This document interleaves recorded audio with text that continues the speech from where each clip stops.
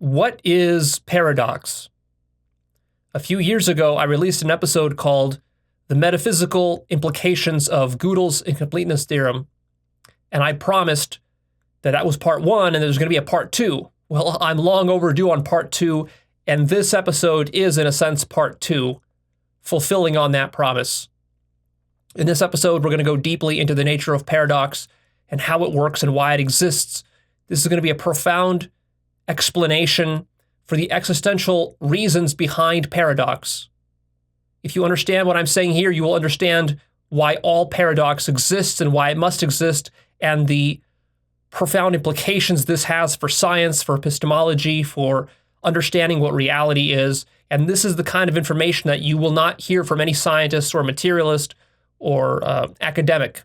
So we're really expanding and deepening our understanding and appreciation of paradox here. Now, I hope that, like me, you love paradox. From a young age, I've always been fascinated by paradox. I didn't find it ugly. I found it beautiful. To me, paradox is one of the greatest beauties of reality, to explore paradoxes and to see why they exist and why they occur. And if you want a little bit more about that, to get in touch with the beauty of paradox, go watch my other episode called Reality is a Strange Loop, where I introduce the strange loop concept from Douglas Hofstadter, and I illustrate it with many beautiful examples, visual examples. So actually, funnily enough, my love for paradox is ultimately what led me to the realization of absolute truth. It's through paradox that you do this. And it can do this for you too, which is why this episode is not merely purely aesthetic or philosophical, but actually has practical consequences. Because what happens is that if you are serious about pursuing and understanding paradox, and you track all paradoxes down to the very root of what sources them, what you'll discover is that the source is absolute truth, the thing that you've been searching for, the most beautiful thing that you can discover. And so paradoxes are, in a sense, like glitches in the matrix that point you towards absolute truth. That's why this is practical. Unfortunately, most minds, especially scientific minds, skeptical minds, rational minds, atheistic minds, find paradox threatening. There's a very good reason for why that is, which we will expand upon here. But before we get into all those details, let's start off with the basics. What is paradox? The Oxford Dictionary has the following definition. Quote, a paradox is a statement or proposition that, despite sound reasoning from acceptable premises, leads to a conclusion that seems senseless, logically unacceptable, or self-contradictory. End quote. That is essentially what it is, but we need to explore more deeply why this is the case. Where does paradox really come from?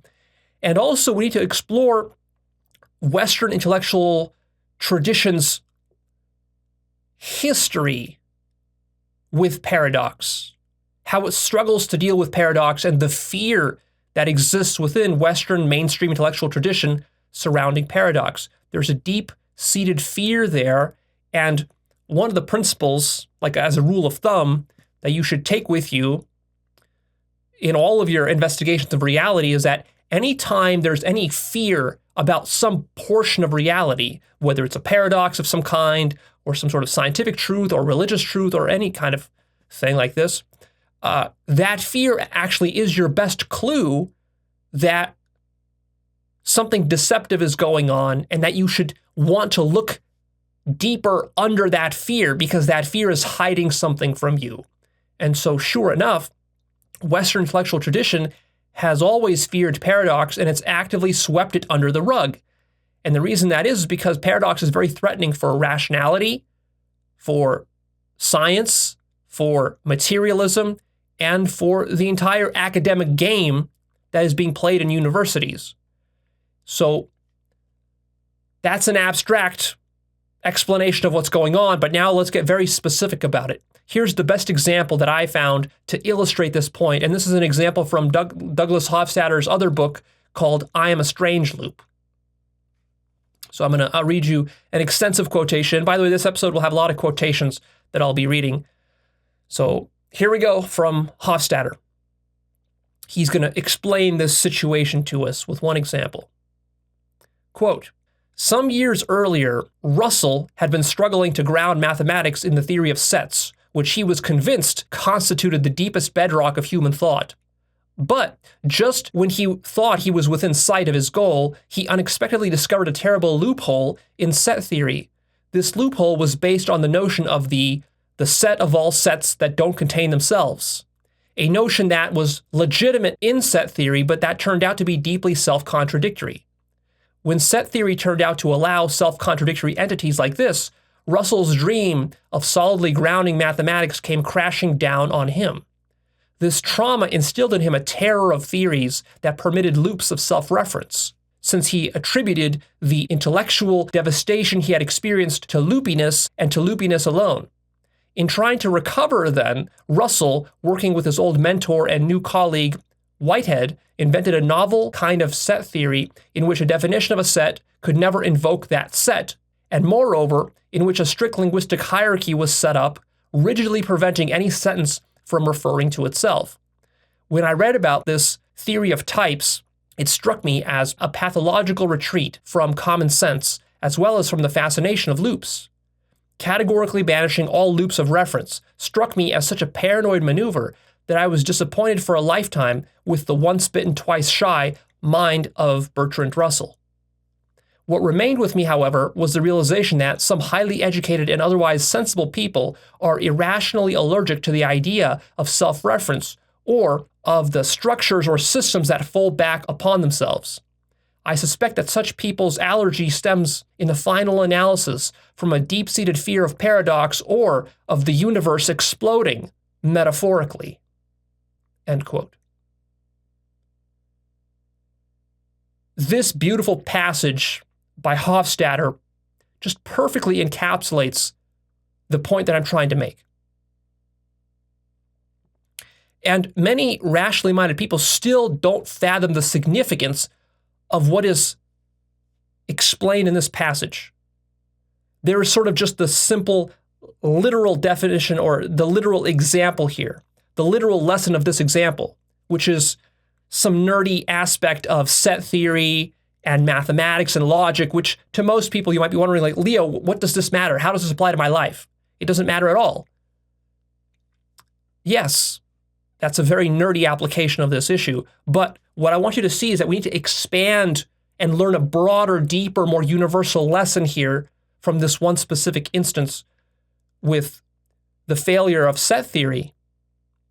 And this is a lesson that has still not been learned by most scientists, by rationalists, academics, and materialists, because they're still playing this game of believing that they can ground reality into some sort of formal, logical, symbolic system. This is impossible to do. And if you want more about the problems with that, go watch part 1 of this series, which is the metaphysical implications of Gödel's incompleteness theorem. I won't rehash all that here. But suffice it to say, basically, in a nutshell, what happened was that historically is that 100 years ago, most mathematicians, logicians, and scientists and rationalists believed that they could actually completely ground all of mathematics within something logical like set theory.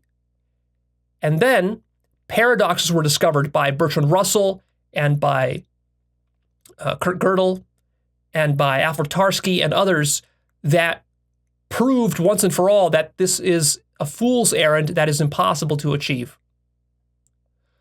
But rather than actually biting that bullet and learning the lesson of like, aha, our whole scheme here of trying to formalize and rationalize reality is impossible and that we've been fools for trying to do so, rather than learning that lesson, instead what most scientists and academics did is they said, well, that just means we have to reconfigure our symbolic systems to outlaw the possibility of paradox. And the way that that was done is by forbidding self-reflection or self-reference. And so the whole thing here, the whole key to all this hinges upon the idea of self-reference. If a system is capable of and allows for self-reflection or self-reference, which I explained in part 1, go watch that for a deeper understanding of what self-reference means and why it's so important, then that system will always ultimately contradict itself and destroy itself or eat itself alive. And of course, this is completely unacceptable to most scientists and logicians and academics. And so what they do is they pull a sleight of hand, which is what Hofstadter is saying happened here with the once bitten, twice shy mind of Bertrand Russell and Whitehead and others like them, is that what they do is they say, okay, how can we reconfigure our logical schemes to outlaw self-reflection by fiat? And by doing so, we will prevent paradox and self-contradiction. And then it will seem to us as though we have our formal systems and that our formal systems are perfect and complete. But they're not complete. That's what Gödel showed. They're not complete. And they don't capture all of reality. And in fact, they're missing the most important part of reality, which is the capacity for self-reference and self-reflection. In other words, self-awareness or consciousness. That's the most important aspect of reality, is self-reference. And when you cut that out of your symbolic systems, it's like neutering your children. That's what you're doing here. But if you have a bias towards rationality, towards being perfectly logical, if you're stuck in your left brain and you need reality to be logical and to not have any contradictions and no paradoxes, then you have to play now a game of denial, very sophisticated denial, that what you're doing is you're neutering reality. You're dumbing yourself down. You're dumbing yourself down so much that you're becoming willfully ignorant of the self-reflection problems that exist within science, within mathematics, within logic, and so on. And you have to do that in order to keep playing the scientific, logical, mathematical, rationalist game that you want to be playing. But of course, the question is, does that actually reflect the true nature of reality? Or is reality a thing which is inherently self-contradictory because of self-reference? So sure, you could construct a walled garden within your logic or within your university or within your worldview. You could construct a finite walled garden where you outlaw self-reflection and consciousness, and then it will seem to you from within that walled garden, if you always stay within that walled garden, you're very careful guarding those walls, it will always seem to you as though reality is non-contradictory and perfectly logical. But what you're not seeing is that that's just a little walled garden that you've constructed. There's an entire ocean of stuff that's real, that exists beyond your little walled garden, which you've just stuck your head into the sand about, and you're actively in denial about. And so this is the situation that science, mathematics, and logic finds itself in still to this day. The lessons of Russell's paradox and Gödel's incompleteness theorem and Tarski's incompleteness theorem, these lessons have not been learned, even by those people who proclaim themselves to understand Gödel's incompleteness theorems. It's actually shocking to me how many mathematically inclined people will preach to me about how they have delved deep and they have proven and they have done the proofs of actual Gödel's incompleteness theorem, and that they understand the proofs, when in fact they might understand the technical proofs. They might even be able to do a technical proof. It's a very sophisticated proof. They might be able to do it, but they have no understanding of the broader implications this has for their understanding of reality. Because That's not an accident. If they truly did grasp the things that I'm saying here, this would destroy their entire worldview and their entire epistemic attitude and their metaphysics. So you have to understand that there's something very sneaky going on here. Your mind is playing very sneaky games, especially when you're being logical and rational and rigorous. Do not believe your lying mind when your lying mind tells you that, oh, Leo, I'm just being very rigorous. Yeah, you're being very rigorous and you're using rigor as a weapon against actually grasping the ultimate nature of reality and yourself and consciousness. So watch out. Watch out with the games you play. So a lot of what Western intellectual tradition has done is it has created models, theories, and various kinds of logics which had to be fudged to make reality seem more rational and linear than it actually is. That fudging, that fudge factor, is what Bertrand Russell did in this explanation that Hofstadter gave. You can construct a sort of set theory which is so crippled that it prevents, through fudging, it prevents self-reflection. And if you do construct such a system, then you can start to believe that this system actually is a true reflection of reality.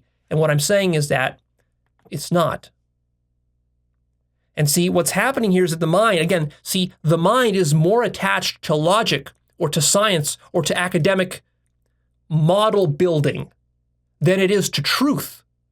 I've talked about this divergence in my episode, my series on deconstructing the myth of science, part 1, 2, 3. I've talked specifically about this divergence between science and truth that can happen. Well, the same kind of divergence can actually happen between truth and logic. And that's exactly what happens in this case with Bertrand Russell and with set theories and so forth. You see, the scientific academic mind is so committed to the academic pursuits that it loses sight of the fact that academia and the way that academics study reality could not be the same thing as the pursuit of truth. And then what's going to happen is that your loyalties will be with academia and with model building rather than with truth. But you will convince yourself that, no, Leo, I'm pursuing the truth by building my models. You will convince yourself of that without realizing that actually building your models, that is a survival activity of your mind, not a genuine pursuit of the truth. And so you see, the human mind is so sneaky that it will even fudge logic and rationality in order to defend its worldview. Because to a rationalist, reality has to be rational. And if you try to explain to a rationalist that reality doesn't have to be rational, he will say, but you're using rationality to talk to me. Therefore, you're contradicting yourself. No, I'm only using rationality to talk to you because that's the level you're at and that's all you understand. So of course I'm using rationality to talk to you. How else am I supposed to get through to you? You're a rationalist. You will only listen to rationality. Now, look, I could speak to you in completely irrational ways.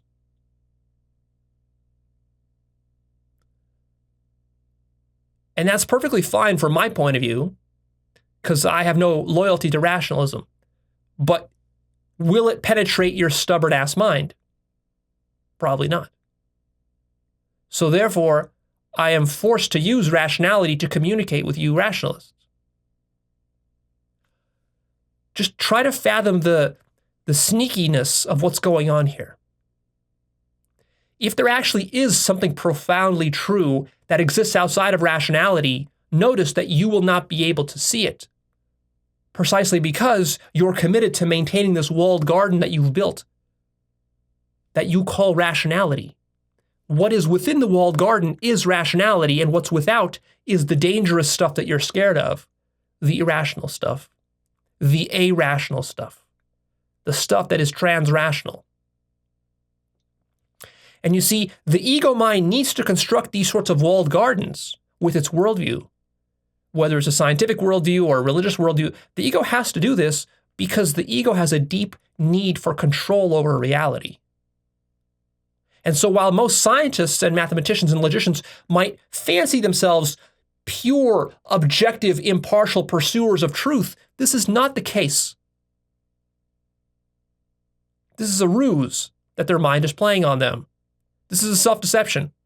In fact, their minds deeply want to control and manipulate reality, and they do that through the intellectual pursuits that academics do. And you see, if your whole career and your whole life is devoted to intellectual model building, the most dangerous thing to you is going to be this conversation we're having right now about the fundamental limitations of all models and the fact that all models must ultimately contradict themselves because all models are finite and because reality is infinite. But we'll get to that in more detail in a minute. So you see, science and academia actually has a constructivist bias.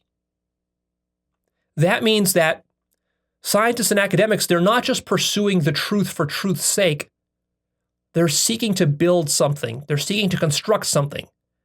Now, it could be a technology, or it could just be some theoretical model or scheme, but it has to be something positive and constructive, because if it's not positive and constructive, you can't write a research paper on it. You can't get published. You can't get tenure in a university. You can't be a professor. You can't contribute to the growing knowledge base of science. You see, the scientific knowledge base is always growing and growing and growing. That's construction. Science is constructing. Similar to a tree, the way a tree grows in rings. Every year, every season, it adds an extra layer of ring of bark around itself, and then it grows bigger and bigger and bigger. That's what science is doing. That's what I mean by the constructivist bias. So, you're going to run into problems as a scientist or as an academic if you take a more deconstructivist approach, where you are deconstructing everything. Because the problem is that people will tell you, well, why are you deconstructing everything? What's the use in that? That's not useful. Since it's not useful, we can't teach it. Since we can't teach it, then we can't charge money, thousands of dollars for students to come to our university. And we can't get grants either from the government, because the government is not going to give grants for deconstruction of reality. It only gives grants for the construction of reality. Businesses will not fund you as a scientist or a researcher if you're deconstructing stuff, because businesses all are in the business of constructing stuff, not deconstructing stuff. See? But what if truth lies in the direction of deconstruction more so than in the direction of construction? What if the truth is that all of reality is a construction and you're in denial about that? What if the truth is that science, all of science is a construction? What if the truth is that all of logic is a construction? What if the truth is that all of mathematics is a construction?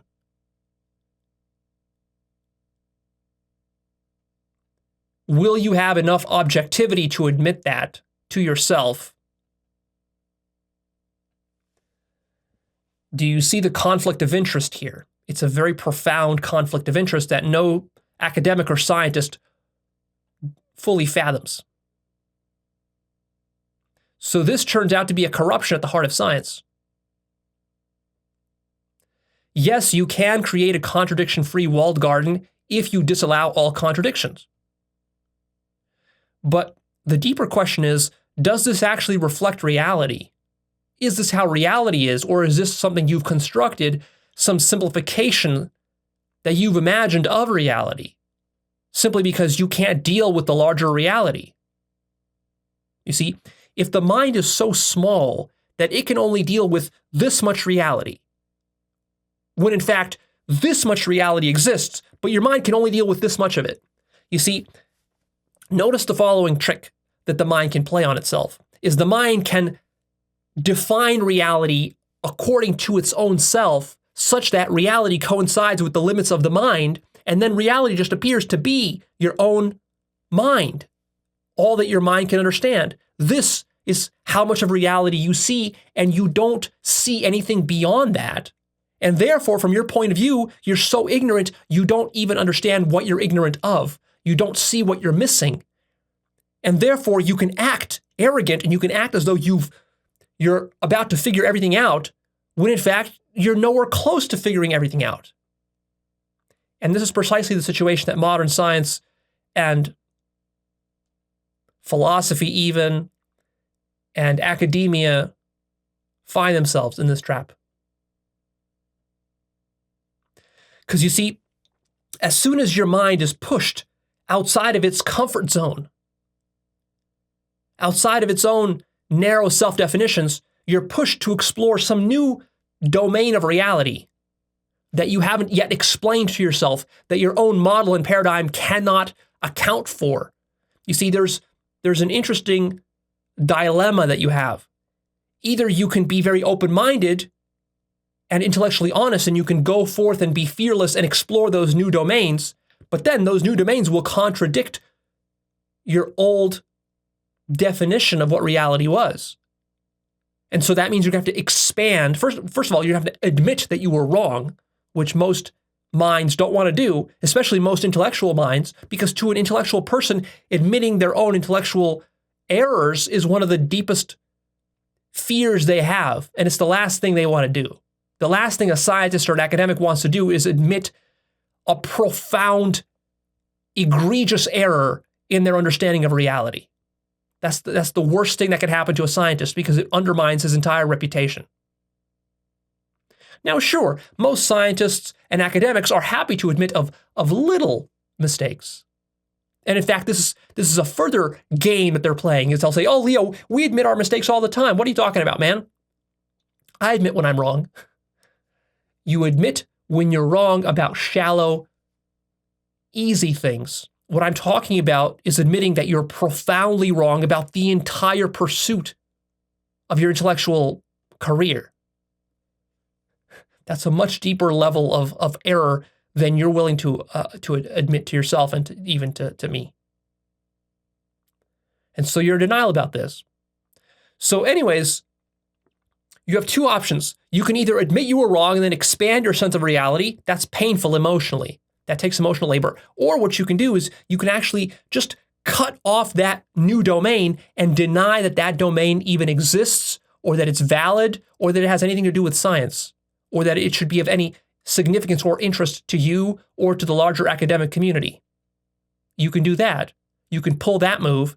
And when you pull that move, that's the easiest move to pull. Because to pull that move, all you have to do is fool yourself into believing that that domain is some sort of inferior, marginalized area of study, some sort of pseudoscience or some sort of irrationality or nonsense. And then you can just dismiss that from your mind very easily. And you can go back to just studying all the stuff that exists within your established paradigm. You see? But the cost, notice the cost. The cost is that you never fully understand the larger reality. So what do you want? Ask yourself, what do you want more? Do you more care about understanding all of reality, or do you care more about defending your little paradigm and intellectual corner? Because you can't have both. If you want to understand all of reality,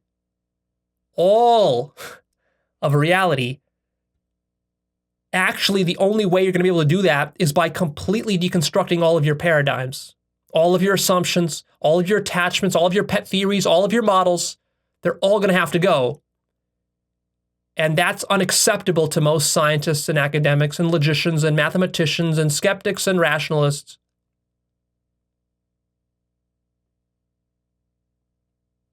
So choose. Where do your loyalties lie? So, yes, if you want, you can maintain non-contradiction within your systems. But this is maintained at a cost, and the cost is completeness and scope. In other words, you can have a non-contradictory symbolic system or model. You can have that, but it's not going to be complete. It's going to be extremely limited, extremely partial, and it's not going to be capable of self-reference. It's not going to be able to explain itself. You see, because one of the tricks that science pulls, one of the dualistic tricks, is that science comes up with models, but then those models, they can explain reality, some corner of reality, but they never explain the whole of reality, nor are they capable, notice this, they're not capable of explaining themselves. And this is true of science as a whole. Science as a whole can explain a lot of stuff within reality, but science as a whole cannot explain science. Have you noticed this? This is not an accident. There's a deep fundamental reason for why this must be the case. Because, see, science is something consciousness is doing. Science is something the mind is doing. So science can explain everything, but science can't explain consciousness, and science can't explain the mind. And you might say, well, Leo, so what? What's the big deal? But actually, there is a big deal, because ultimately what science really cares about, the spirit of science, is about trying to understand all of reality, which includes consciousness and includes minds too. And so there's a deep problem, because right now you can find on YouTube many videos of interviews with famous scientists, and they're commonly asked questions like, what is consciousness? Where did consciousness come from? Is consciousness fundamental? And you see them giving these long-winded, winding answers, which clearly show that they're clueless about what consciousness is. And they're playing games, and they're pretending to give you answers, but they're not really giving you answers. And some of these scientists are even forced into a position where they have to deny consciousness. They have to deny consciousness because you can't explain consciousness through science, because consciousness is prior to science, because science is something consciousness is doing. So this is the self-reference problem. The problem is that they're not conscious enough to realize that this self-reference problem is at the heart of all of science, and logic and mathematics and rationality and skepticism. Because they've limited themselves to that particular paradigm, and they refuse to see anything beyond that. And it's actually not possible to understand accurately what reality is as long as you're working within a finite, closed, carefully curated symbolic system. You can't understand the ultimate questions about reality that way. You can't answer questions like, why is there something rather than nothing? What is consciousness? What is death? What is the purpose of life? What is love? What is God? Is there free will? What is the self? Where did the universe come from? Will it ever end?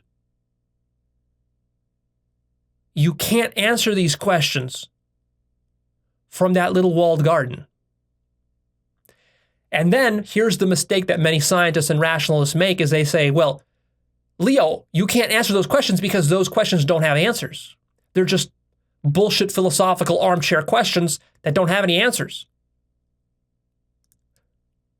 No, they have absolute definite answers. They have very satisfying answers. They have answers that are beyond any word games and beyond even the answers of science. But it's just that those answers lie outside of your little walled garden, your paradigm. And so, see, you can either admit that there are answers that exist outside your walled garden, or you can deny it and you can say, no, only answers within my walled garden are true answers. And then if you do that, you're stuck forever in ignorance. And then when you actually do hear the answers, like when you hear me talking about love or God or consciousness, and I give you definitive answers, you get upset. If you're attached to that walled garden of yours, you get upset. Why? Well, you have to. Because the things I'm saying are directly contradicting your little walled garden. They're destroying your walled garden, and you must maintain that walled garden because that's what you're committed to. As a scientist, rationalist, academic, materialist, dualist, realist, skeptic, logician, mathematician, that's what you're in the business of. Please see that. So there's an enormous cost that comes. The cost that comes with maintaining your little walled garden is so high that you don't even understand the cost yet. I haven't even begun to articulate the cost to you. I've only been talking about some of the theoretical costs. There are actually survival level costs. There are emotional costs. There are karmic costs. There is the suffering and pain that you construct for yourself by constructing your little narrow walled gardens. And you don't see those costs because your walled garden is so deeply at the root of the way that you see reality that any errors in your epistemology there will percolate through and distort your entire perception of reality so thoroughly that you won't even be able to have enough self-awareness and self-reflection to see how your own epistemology is constructing your own limits as a human, as a living being, as a conscious agent. It's sort of like you're handcuffing yourself without realizing that you're handcuffing yourself, and then you're throwing away the key. You're never, ever going to be able to find it again. Because not only do you throw away the key, you also brainwash yourself to tell yourself that the key never even existed. And that you've always just been in handcuffs, and that this is the natural condition. And that everybody is like this, and there's no solution. There is a solution, but you have to stop brainwashing yourself with these limited, rigid, narrow, symbolic systems that you've constructed, that you've picked up from your culture.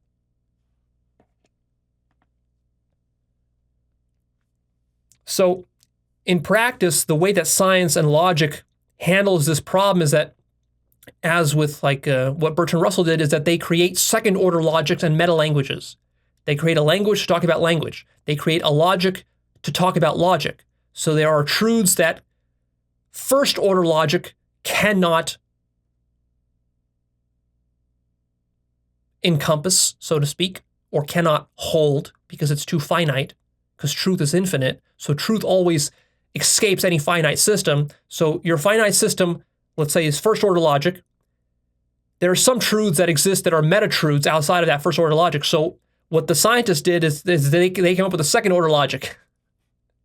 The second-order logic expands beyond first-order logic, and it can encapsulate some more truths. It can hold some truths about first-order logic that first-order logic can't speak about itself because of the self-reflection problem, you see, because self-reflection is prohibited within the first-order logic.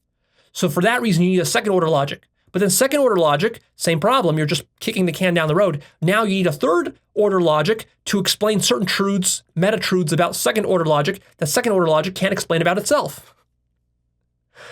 You see? Because second-order logic is also finite. It's just a larger form of finite thing. And so what happens then, you go to third-order logic, fourth-order logic, and you can keep expanding. But see, there's a trick, is that the human mind is not so sophisticated and so conscious that it actually can go this many orders.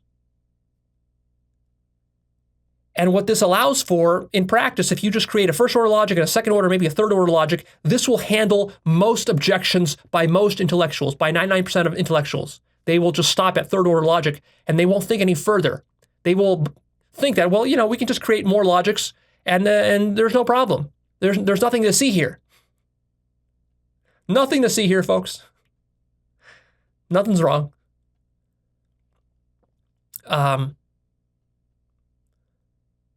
But this is just a plain old sticking your head in the sand. Because the thing you're not seeing is that you can't capture reality with any number of any finite logics, no matter how many of them you create. And in fact, the fact that you have to create more and more logics to maintain the consistency of your logical schemes is already evidence of infinity. Because how many different logics are there? Infinity. You can have an infinity of meta-logics. You can have an infinity of meta-languages. But you still don't get it. You mathematicians and logicians and scientists and rationalists, you still don't fucking get how profound this is. You think you're smarter than what I'm telling you. You're not. You're fucking stupid. You are playing a mind game of rigor, pretenses of rigor. You're acting as though you're being rigorous and consistent and logical, but you're not. You're actually being highly irrational in what you're doing.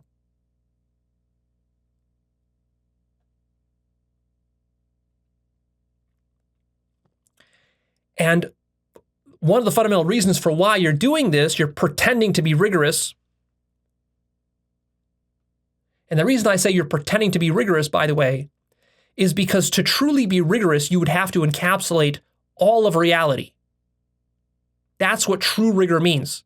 True rigor is not constructing a little walled garden amidst this giant ocean of chaotic phenomena that you have no idea how to explain. That's not true rigor.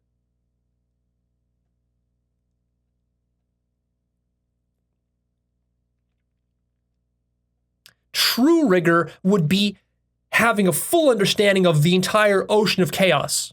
That would be true rigor. But that kind of rigor cannot be done through logic or any finite, symbolic system or method or model.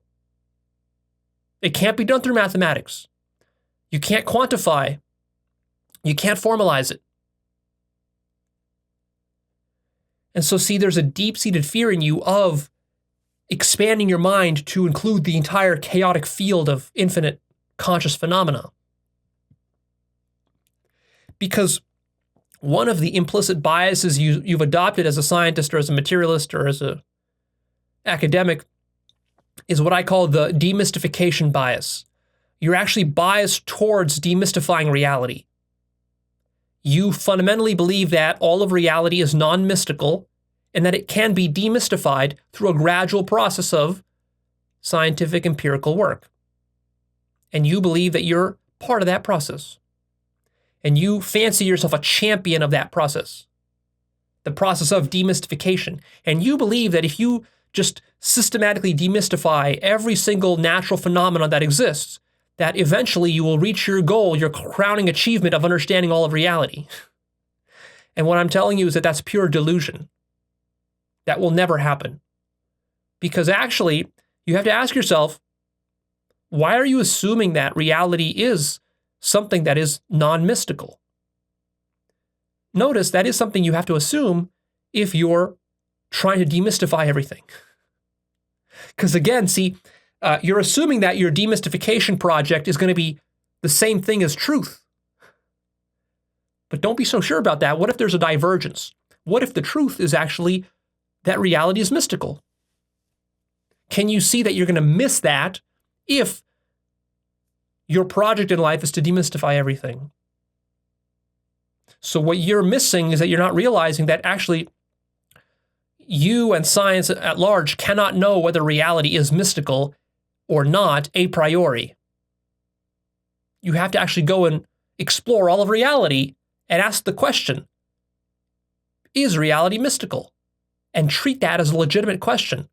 Don't treat it as though you already know the answer. You might be surprised by what nature reveals to you if you're truly open with that question. Here are some empirical questions that science should be asking but isn't asking.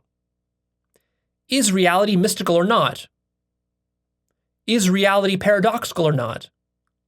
Is rationality fundamental? Is rationality the best way? Is rationality the only way? What are the limits of rationality? What are the limits of science? Is truth, with a capital T, even accessible to reason? Is reason objective and universal? What exists beyond what reason can grasp? But you see, the typical rationalist scientist is not interested in these questions, doesn't take these questions seriously, and never tests them. Never treats these questions as though they were legitimate empirical questions, and yet they are. They are. They're meta-scientific questions if we want to be technical. So, what creates paradox?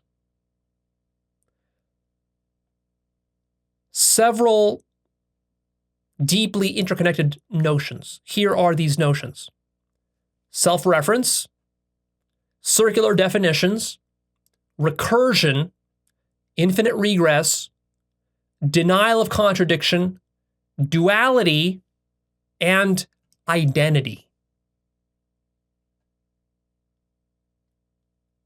That's a profound list. I just gave you the ultimate answer that explains all of paradox. If a paradox exists in any system, whether it's logical or within one's worldview or elsewhere, it's going to be because of one of these 7 or so reasons that I just gave you. And if you study each of these, I don't have time to go into all of them for you. You can go and study them on your own and contemplate the nature of what they are. I've talked about some of these in other episodes. Check that out. I have episodes about duality. I have episodes about infinity. I might do an episode in the future about recursion. I've talked about self-reference in the past. I have episodes about identity. So, and we'll talk a little bit more about some of those here as we keep going, but you got to really study and contemplate those for yourself, and you got to ask yourself the question of how do all those things interconnect and construct paradox? But the most important, perhaps, of all of these is self-reference.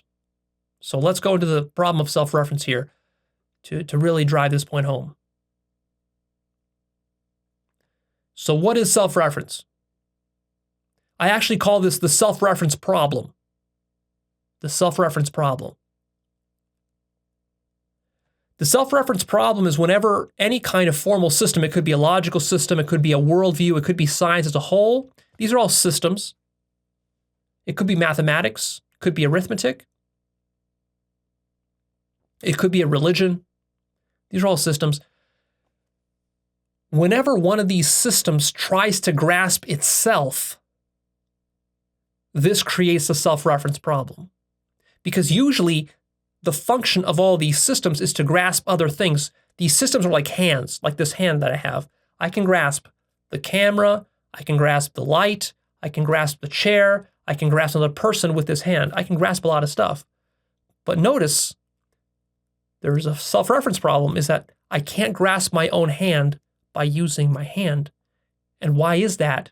Really contemplate why. This seems kind of obvious and stupid, but it's not. It's extremely fucking profound. So really contemplate this for a year. Every day for a year. Contemplate, why can't my hand grab my own hand?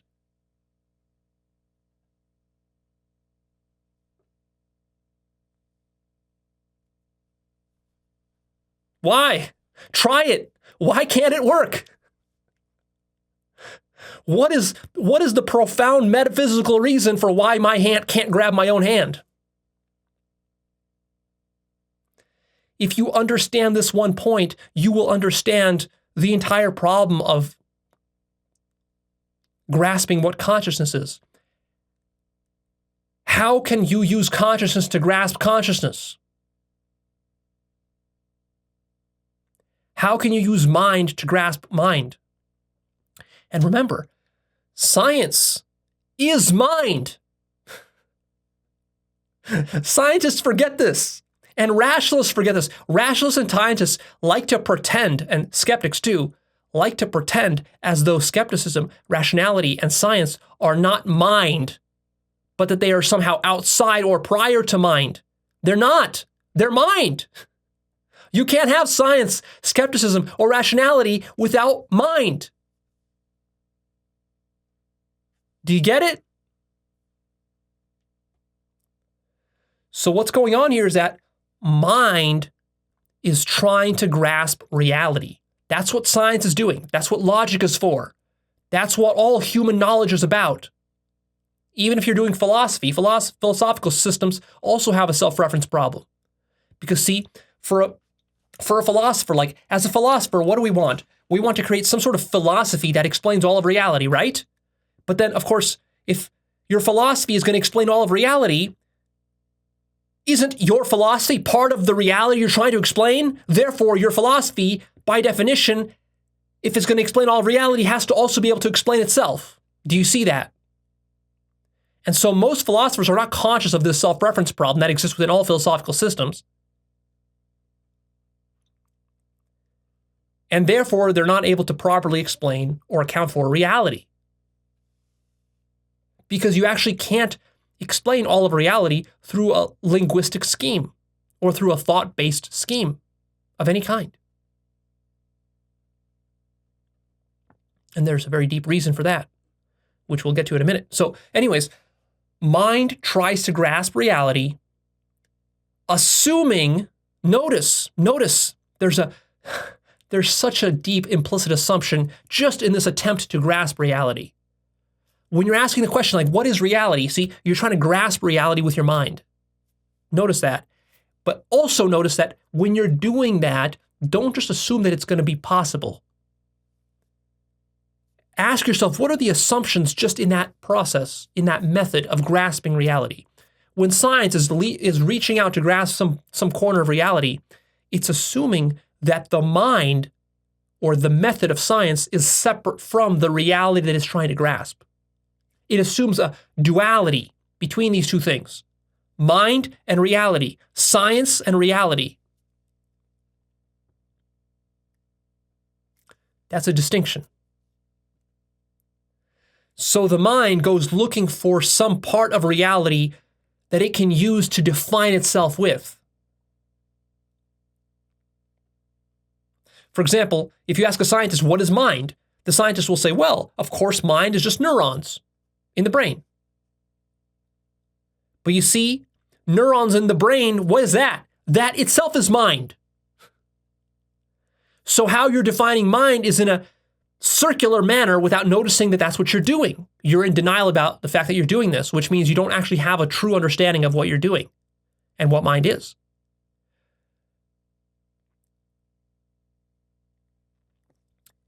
In order for mind to explain itself, mind has to try to look for something outside of itself to define itself with. So it might say neurons. Neurons are not part of the mind. Neurons are part of the brain. Therefore, this is acceptable. We can define the mind using something outside the mind, which is called a neuron, which is in the brain. And then you can say, well, what defines a brain then? And you can say, well, the brain is defined by atoms, which are not in the brain, but something beyond the brain, like that. See, it's an endless game like this that the scientific mind plays without realizing that that's what it's doing. So notice what's happening here at a metaphysical level is that mind, in order to explain and to define itself, to understand itself, tries to look for something other to itself. But notice what that means. Notice what that assumes. That assumes that there is something other to mind. But consider the possibility that mind is everything. That's a problem. See, you can either assume that there's mind and an other to mind, or you can assume that there's only mind. Science assumes that there's mind and there's something other to mind. Therefore, that's a dualistic paradigm, and in that dualistic paradigm, you can play a sort of a little bit of a game there, try to define mind relative to something other outside the mind. But the problem, of course, is that if the mind keeps looking deeper and further out to its extents, what it realizes is that it can look infinitely far in every direction, and it'll find nothing but itself, more mind. Because the absolute truth is that mind is all that there is. There is no other to mind. Mind is an absolute.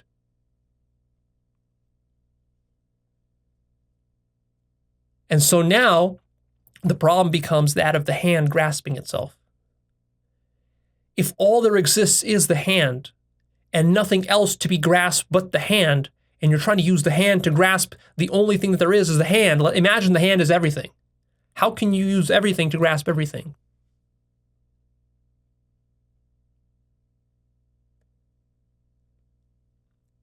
You see, the mind is trying to grasp itself, but it can't define itself against anything other than itself, because itself is the only thing that there exists, by definition. So then how can mind grasp mind? Well, it can't. But this is very counterintuitive and tricky, because it might sound like, Leo, so what you're saying is that all of philosophy and science and all this knowledge seeking is all bullshit, it's impossible.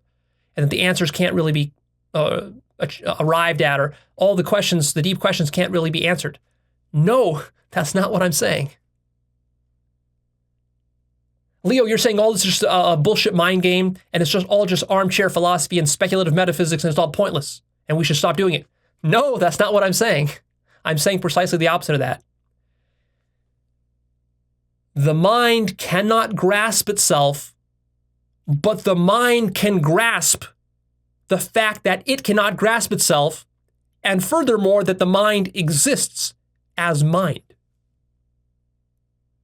And that mind is everything. This is a very subtle, nuanced distinction.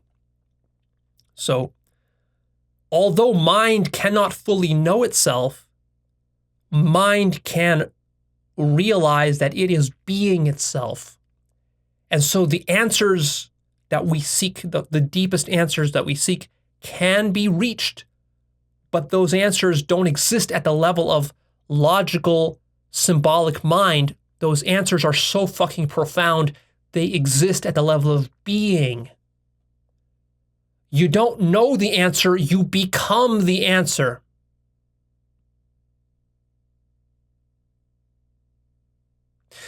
You don't know that the mind is infinite, you become infinity. You become infinite mind.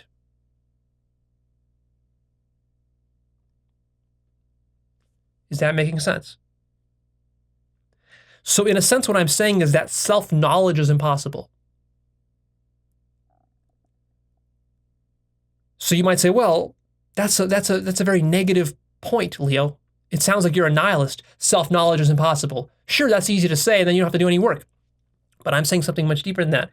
Even though self-knowledge is impossible, self, with a capital S, is possible.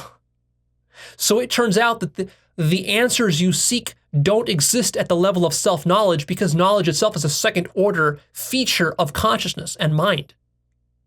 They exist at a more primordial level, which is at the level of consciousness or direct experience or self or being, which is prior to knowledge.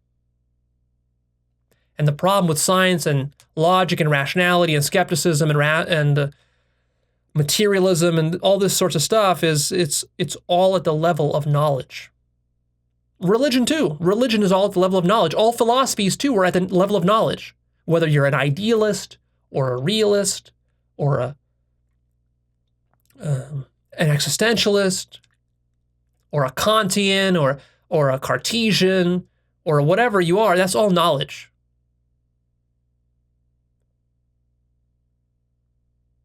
And this explains why philosophy throughout the ages, especially in the West, has not been very successful in answering the deepest questions about reality.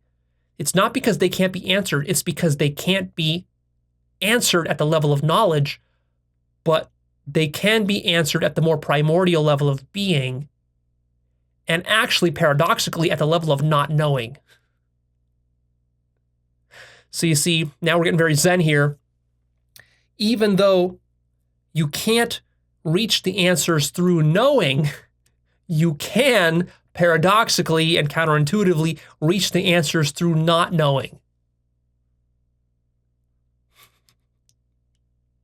This takes us into the issue of not knowing, which I'll shoot a separate episode about. A very profound notion, not knowing. The self, or mind with a capital M, cannot know itself because it is infinite. And knowing or knowledge is not infinity, it is less than infinity, it's a subset of infinity. Knowing is a conceptual activity. Concepts are a subset of infinity. Therefore, they can't encompass the whole of infinity. But what can encompass the whole of infinity is being. Being is actually infinite. Being is more fundamental than concept or than knowing. And at the level of being, what you have is not knowing. I'm sorry if this is confusing you and it sounds like word salad, but this is just the nature of the paradoxes we run into when we're talking about infinity. Because you see, the self, what you are, your mind is infinity. It's everything. It's rocks, it's trees, it's cars, it's people, it's good, it's bad, it's evil, it's criminality, it's torture, it's murder, it's theft, it's love, it's cute babies and animals, it's planets, it's stars, it's galaxies, it's science, it's pseudoscience, it's rationality, it's irrationality, it's sanity, it's madness, it's schizophrenia, it's high IQ, it's low IQ, and everything, literally everything else that you could imagine. So see, the problem here is that your methodology is too limited.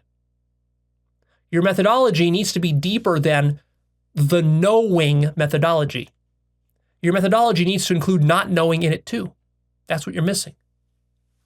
So here's the paradox of knowing. This is one of the first paradoxes we'll cover. I'll give you a list here in a moment of many other paradoxes that are very interesting, but here's the first one is the highest knowing is not knowing. That's the paradox of knowing. So what you need to understand about the self-reference problem is that self-reference is equivalent to, in a sense, self-destruction. If you have constructed a finite, limited self, and here by self, we can really be generic here. We can not just refer to human selves, we can refer to even science as a self, like the whole system of science, or language, or logic, or mathematics. Any of these can be a finite self, we could say. If one of these finite selves, finite portions of consciousness, is allowed to self-reflect and self-reference deeply enough, it will become so self-aware that it will realize that its own self cannot be contained within any finite definition of itself, and therefore it will actually annihilate itself. And when it annihilates itself, what it's annihilating is not the infinite self, it's annihilating the finite self-definition. So that finite self-definition of mathematics, logic, science, religion, Christianity, Buddhism, Islam, rationality, atheism, whatever it is, that finite self-definition of your human biological self, that will collapse, that will annihilate, and then you will become the infinite self. That's what I mean when I say self-reference equals self-destruction. The finite self self-destructs or eats its own tail as the Ouroboros when the finite self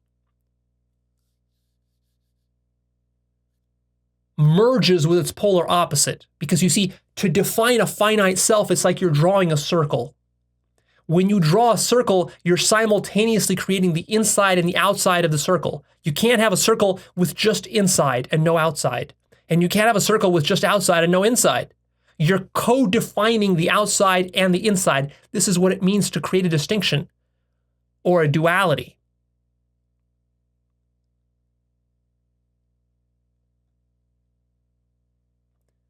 So the reason that all these symbolic systems must collapse and cannot grasp themselves nor larger ultimate reality is because all of them are constructed out of distinctions. Remember I talked about construction bias? So, for example, when you're doing quantum mechanics, you're making distinctions between electrons and protons and quarks, up quarks and down quarks and spin and color quarks and this and that and other subatomic particles, muons and gluons and fermions and whatever. And then you're making further distinctions about fields, energies, momentum, velocities, time, gravity, and space-time, and this. You're making distinctions. Even when you're using mathematical formulas, you're making distinctions between the number 1, 2, 3, the equal sign, the plus sign, the minus sign, the division sign, the integral sign, the derivative sign.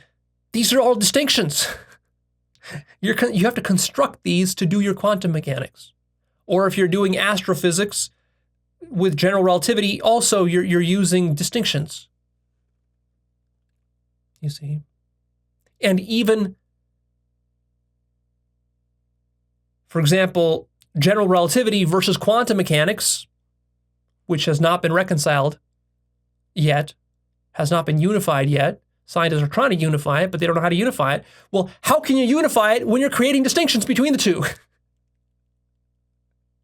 Literally, the difference between quantum mechanics and general relativity is a distinction in the mind of a scientist that they're trying to unify without realizing that they've made this distinction. So of course you can't unify it, because you're not conscious of what you're doing. And so you see, this issue of self-reference and self-reflection is the linchpin to everything.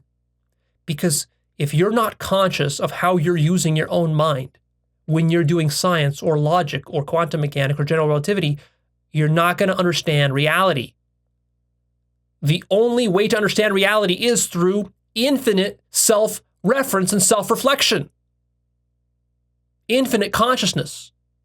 That's the only force in the universe that's capable of understanding its own self, because it is itself.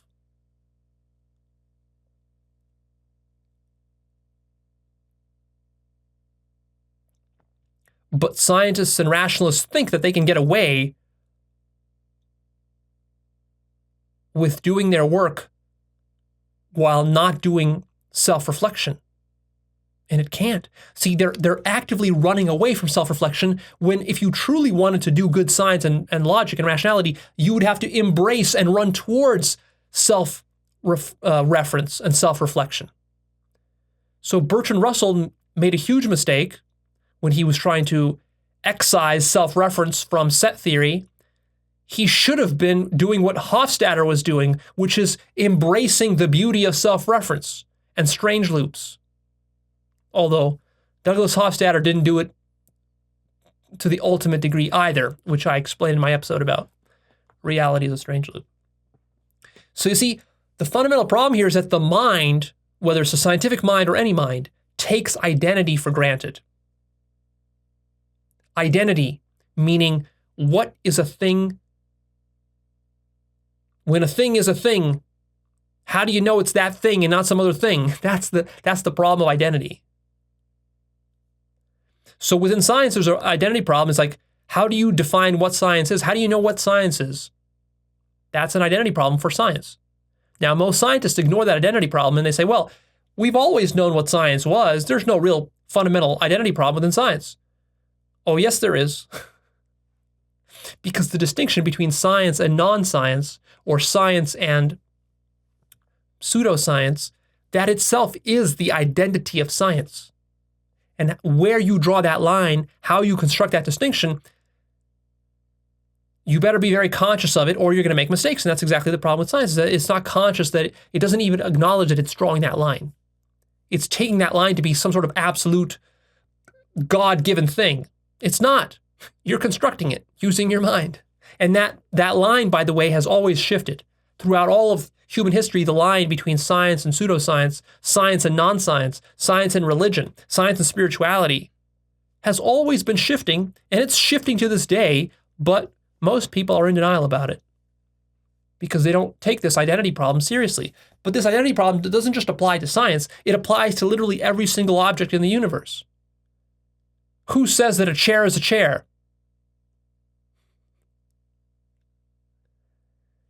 That's the identity problem in a nutshell.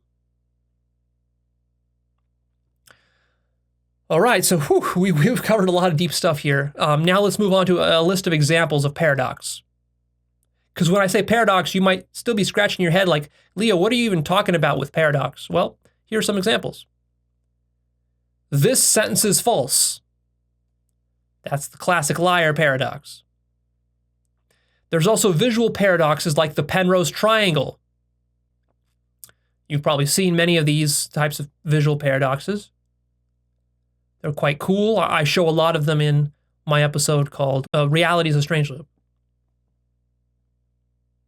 Another paradox is less is more. Has anyone ever given you that advice? If you're an artist, if you're a designer, really good advice for you, a really good principle is less is more. But that seems paradoxical. Why would less be more? This paradox can even apply to something like money or material possessions. You might think the greatest life possible is for me to have as many material possessions as possible, right? And then the minimalist comes in and says counterintuitively, no, less is more. You can actually get more out of life by having less shit. So sell most of your shit and watch the quality of your life actually improve. Paradoxical, huh? Here's one that I love. It's a quote by Yogi Berra. Quote, "Nobody goes to that restaurant, it's too crowded." End quote.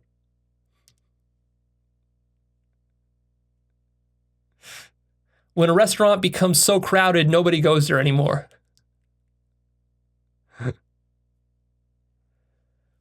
Here's another one.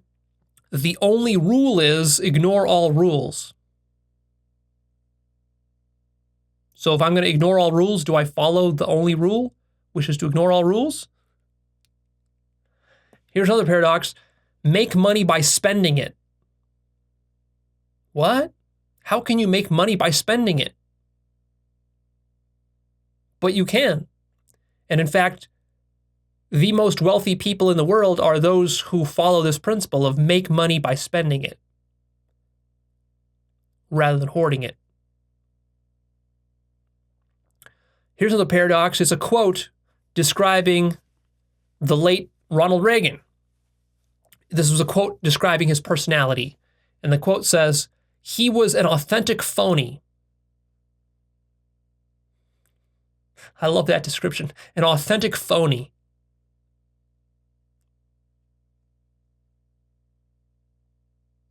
Another paradox.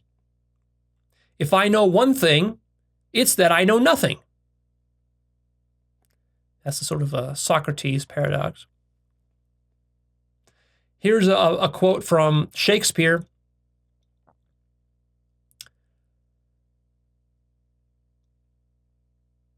"I must be cruel to be kind," said by Hamlet. I must be cruel to be kind. What? How does that work? That ties in with the concept of masculine compassion, which I've talked a long time ago in my episode called Masculine versus Feminine Compassion. Here's a paradox I love. Maybe you're familiar with this if you're a bit of an Excel nerd. Have you ever done your taxes or something in Excel, spreadsheet software, and then you're trying to, like, you have a column of cells with different values, and you're trying to add them all up into like a final total at the bottom. And you can use Excel to draw a little square, like a rectangle around that column, and then you can get the sum total at the bottom. So that's fine, it works. The reason it works is because you're referencing some other cell from the bottom cell. So the bottom cell is the one that contains the formula that references all the cells above it and adds them up into a total. That works. But what happens when you draw your rectangle in such a way that it includes the whole column, but that column, since it's the whole column, also includes the sum total too? So see, now you've got a self-reference problem, and this is the perfect like visual metaphor of the self-reference problem in action.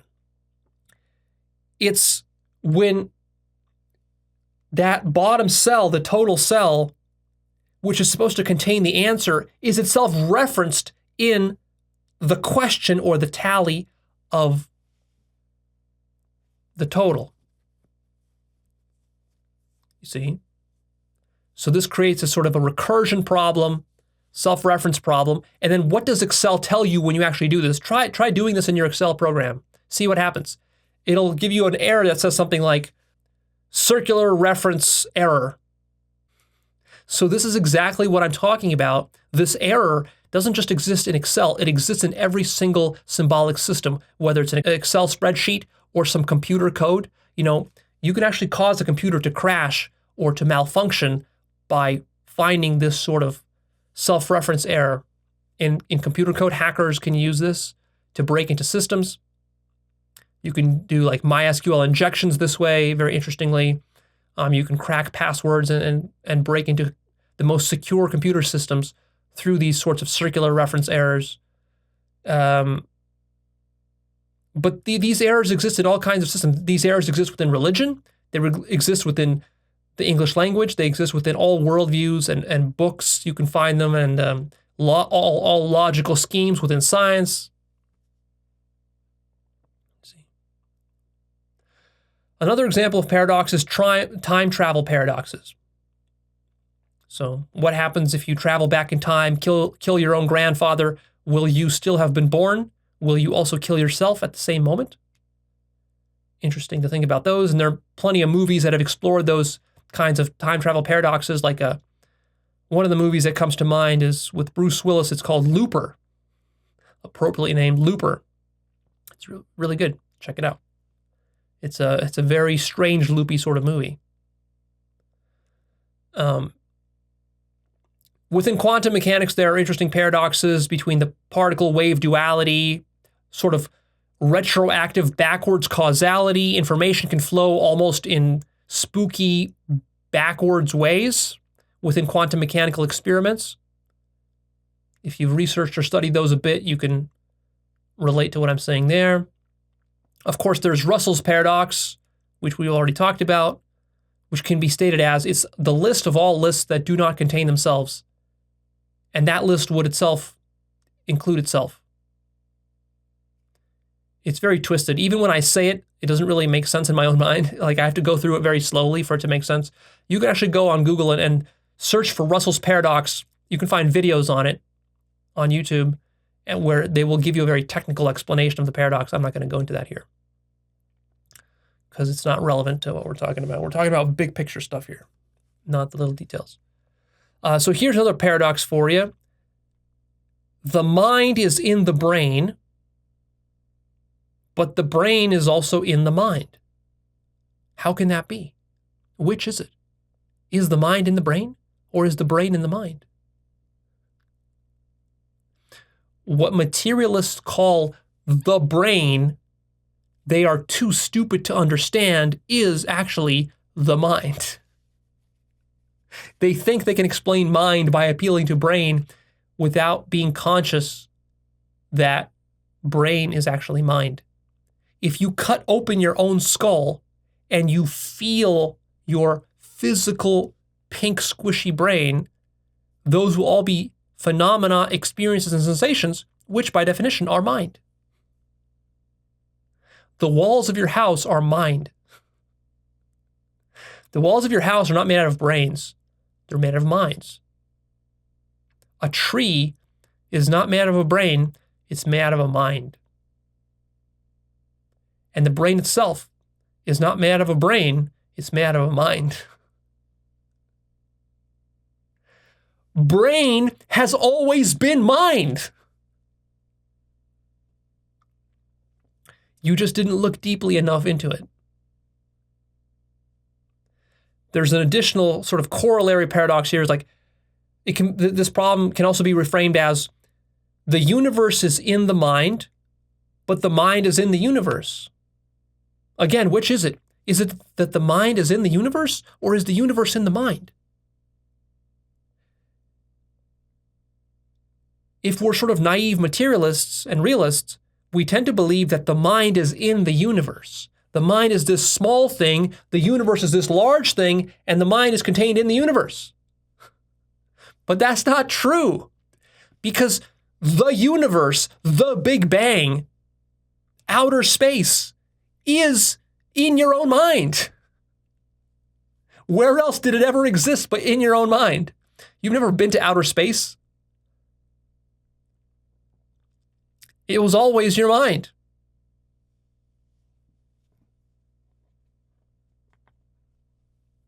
The Big Bang only exists in your mind. It doesn't exist anywhere else. But see, science will try to convince you that, no, Leo, your brain came out of the Big Bang. Before the Big Bang, there was no brain. No, you don't get how radical this is. Your brain didn't come out of the Big Bang. Or rather, you could say, if you want, you could say the brain came out of the Big Bang, but where did the Big Bang came out of? The Big Bang came out of your mind. Because it only ever existed in your mind. So first there was your mind, then there was the Big Bang, then there was your brain. Are you getting this?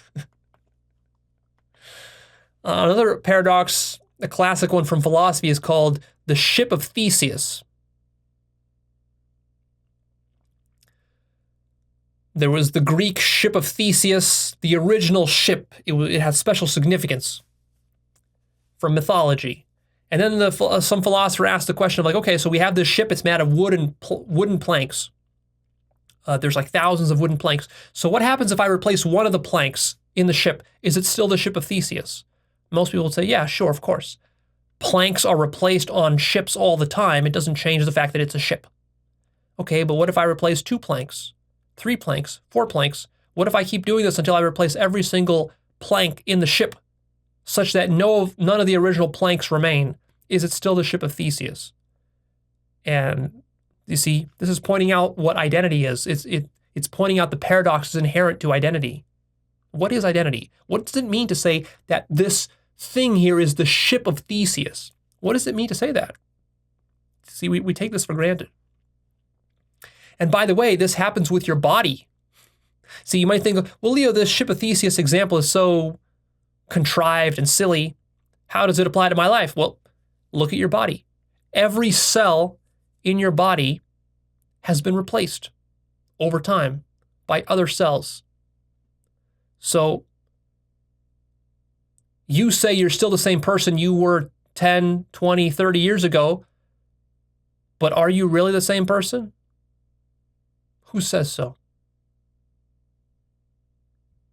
See, science assumes that when I'm sitting here, that this here is Leo, and if a year passes from now, I can still be sitting here, and this will still be Leo. That's what science just takes for granted as objectively true. But it's not objectively true, because when I'm going to be sitting here, even just 5 minutes from now, before the end of this episode, what was sitting here was already changed. There's no such thing as Leo sitting here. There's Leo 1, Leo 2, Leo 3, Leo 4, Leo infinity. So which Leo are you talking about?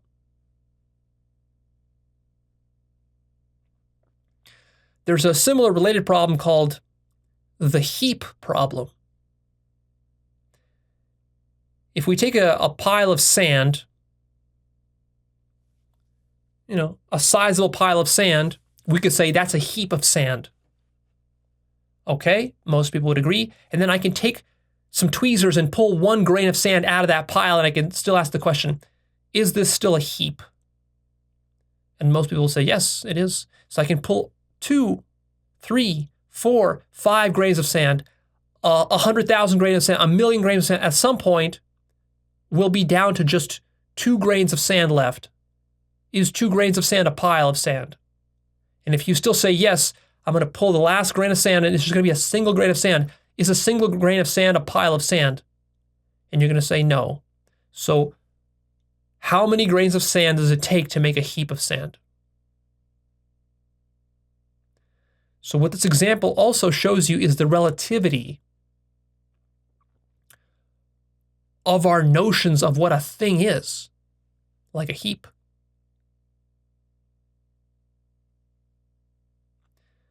You might say, again, Leo, that's a contrived example. Okay, well, what about your body? Let's take your body. So your body is all of this. Let's say I cut out a few cells from my face. Is this still a body? You would say, yes. Okay, well, if I cut off my arm, is it still a body? You would say, yes. If I cut off all my arms, legs, and I keep cutting off more and more and more until there's just 2 cells of Leo left, is that still Leo? Is that still Leo's body? And you would say, maybe. And then if I take away everything except 1 cell, if there's 1 cell of Leo left, is that Leo's body? So what does it mean to say that Leo has a body? What does it mean to say Leo? Because as Leo is talking, his thoughts are changing, his genetics are changing as he's talking. The epigenetics, the expression of my genetics are literally changing as I talk, as I think, as I eat, as I contemplate. I'm going to be a different person by the end of this episode. Watch me. And intuitively, that makes sense because look, even as I'm talking, by the fact that I can hear myself talking, about these ideas. This gives me a deeper understanding of the things I'm talking about. I actually learn when I teach you guys. From this episode, even though I generally understand what I'm talking about here, I've thought about this for years. So I'm well versed with this subject matter, but still just in delivering it, I'm going to learn new things about myself and these ideas that I'm communicating with you. So literally by the end of this episode, I'm going to be smarter about this issue of paradox than I was when I began. So I will have turned into a different person. Will you recognize that about me? See, I can recognize that about me because I'm very self-aware of how this works. But will you recognize that about me? Maybe you won't. And then maybe you'll be disappointed. After 5 years of teaching, I'll become a totally different person. And then you're going to say, well, where did the old Leo go? Leo, I like the old Leo. I don't like the new Leo. The old Leo is dead because there never was a Leo. Here's a cool paradox.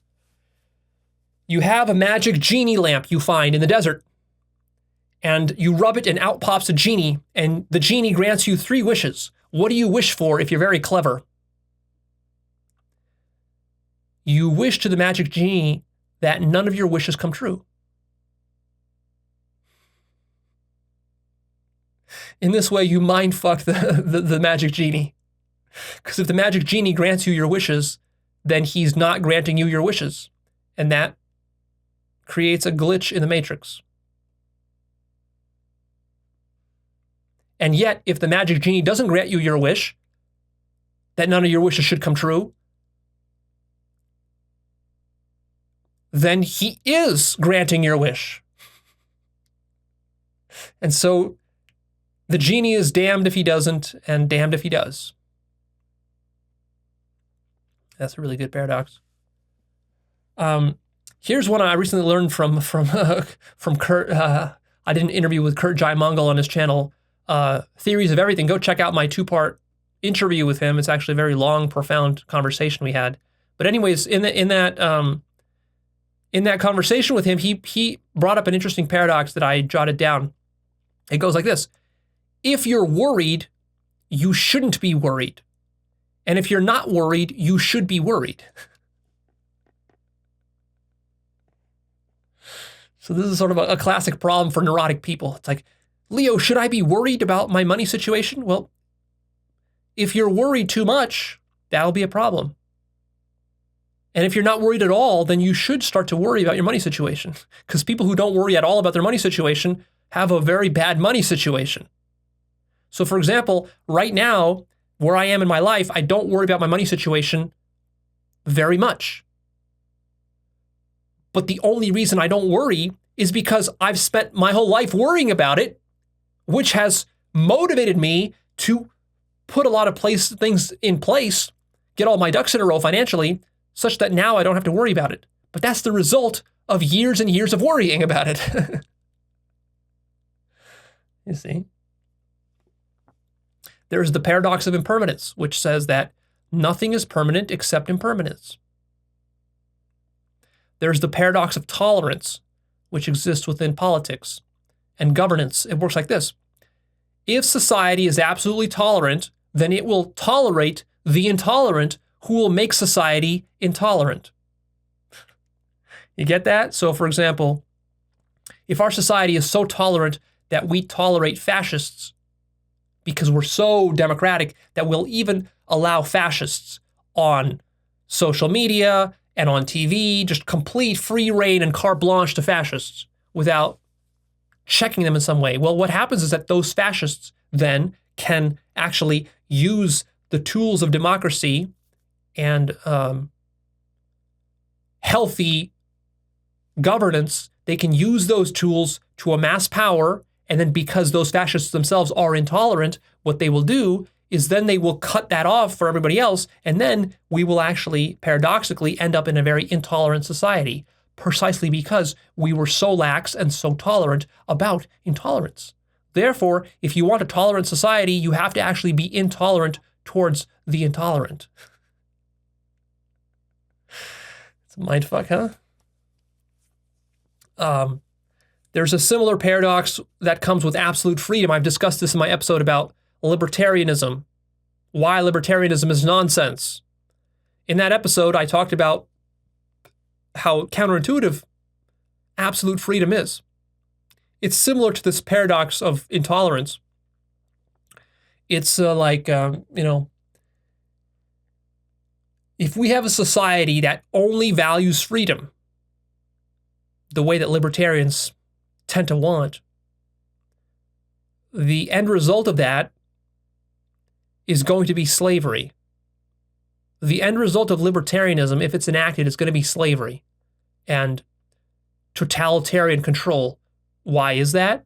Well, because if you remove all regulations and you allow within a society total freedom, anybody can do whatever they want, then what happens is that people start amassing more and more power and wealth.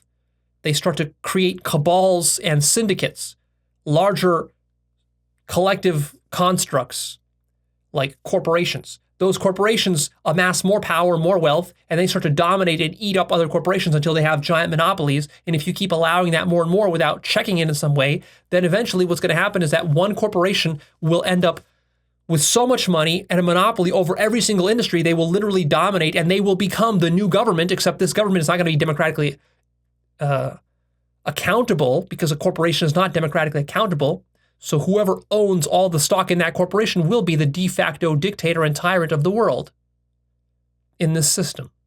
So libertarians are not conscious enough to understand that this is going to happen under their scheme, which is why regulation is so crucial.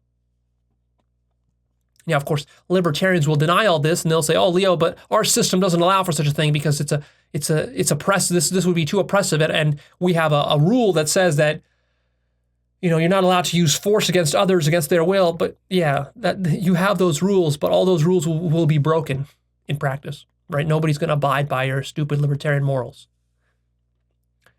There's a deep paradox between the relative and the absolute, which I've talked about before in my episode about relative versus absolute truth. Go check that out.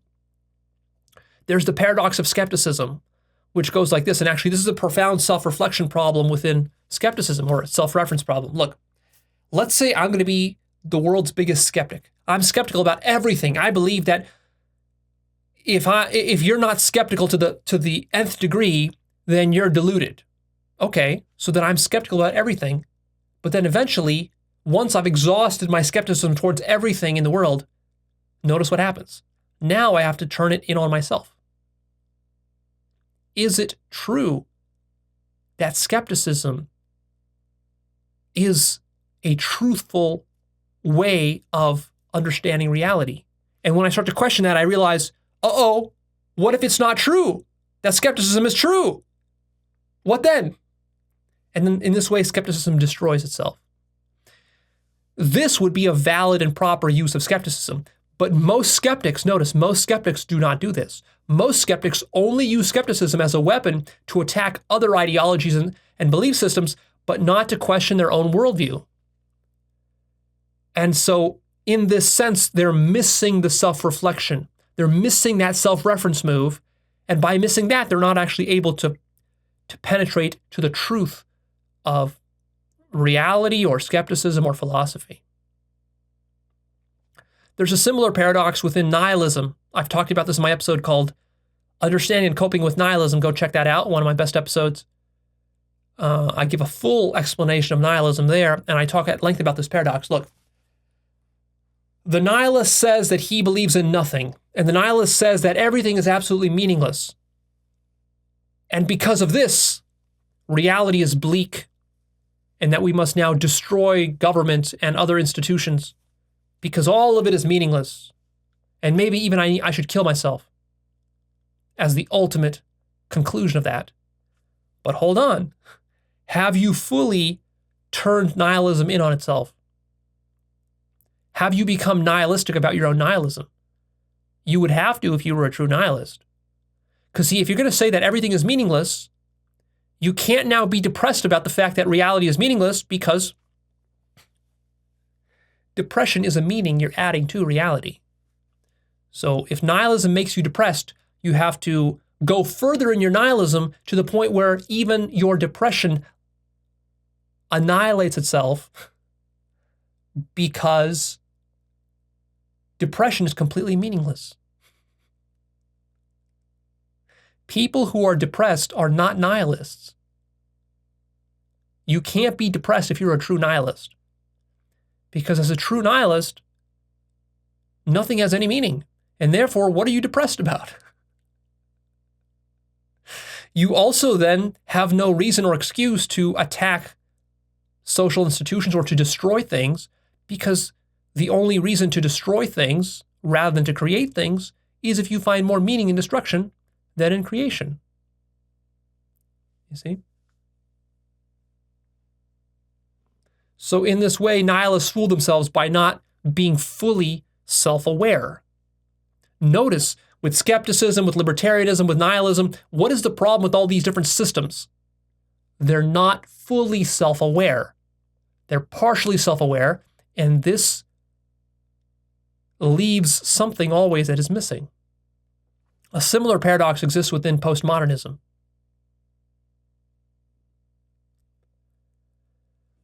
Postmodernism basically says that we shouldn't privilege any one perspective or worldview over any other perspective or worldview. For example, Western culture is not better than Eastern culture. American culture is not better than Middle Eastern culture. Men are not superior to women. Straight people are not superior to gay people, and so on. So we should put all of them on the same playing field. That's what postmodernism sort of wants to say. Yet at the same time, when you take one of these postmodernists and you say, I don't believe in your postmodernism is bullshit, they will say, no, postmodernism is not bullshit. Postmodernism sits above other positions.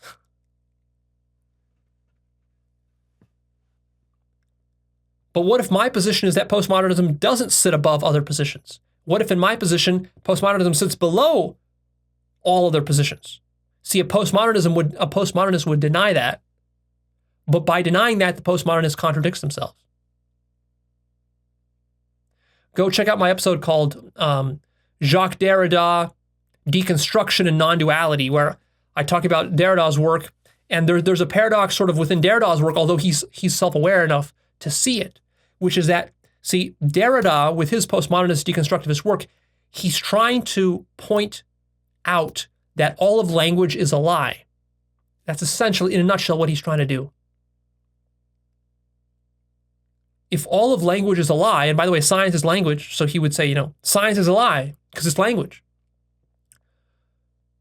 But you see the self-reference problem here is that if Derrida is trying to tell us that all use of language is a lie, he has to use language to tell us that, which means that he himself is lying. So it's the liar paradox in a different form. So how does Derrida avoid this problem? Well, it's very sneaky, tricky, and his writings are notoriously obscure and convoluted precisely because he's trying to use language to point to the fact that all of language is a lie, yet at the same time, he has to do it in such a way where he's not directly contradicting himself. And so that's a very difficult tightrope act to walk. See that episode for a fuller explanation. There's the paradox of neuroscience, which goes like this.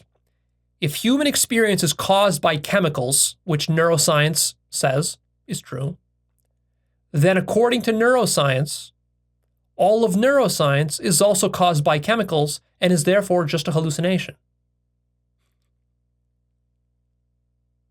Have you neuroscientists got this yet? See, neuroscientists are so fucking stupid. And this also connects to psychedelics. When scientists or rationalists or skeptics reason about psychedelics, they're being so stupid because they say, oh yeah, Leo, you talk about experiencing God on a psychedelic, but that's just all hallucination. Science tells us so. Neuroscience tells us so. It's just all chemicals. Okay, let's take your logic. Let's say that my experience of God is all hallucination and all chemicals. If that's true, and I'm using your logic here, then that means all of neuroscience is also just a hallucination, and it's as unreal as my claims to God. Why? Because neuroscience can only occur with the chemicals in your brain. You can't do neuroscience without a brain. According to neuroscience. It's not according to me, according to neuroscience. According to your own worldview. You can't do neuroscience, you can't do science, you can't do logic without chemicals in your brain. So you see, if you're going to use that logic against me, I can use it against you. The problem, though, is that when people use that logic against me and the things that I say, they're not actually honest actors. They will use that logic against me, but then they will not allow the same logic to be used against them. It won't compute in their mind. Because in their mind, they think that psychedelics are a hallucination and neuroscience is not a hallucination. My point is meta. I make a meta point that everything is a hallucination, including neuroscience, including logic, including history, including mathematics. It's all a hallucination. And it cannot work without chemicals in your imaginary brain. And by the way, chemicals themselves, of course, are a hallucination. So you have a hallucination within a hallucination, which is the very essence and crux of the self-reference problem. But the self-reference problem is denied by every single neuroscientist and materialist.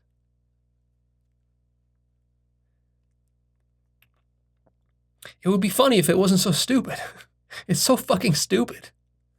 Like, it's just, it blows my mind how stupid people can be about these matters. And that's because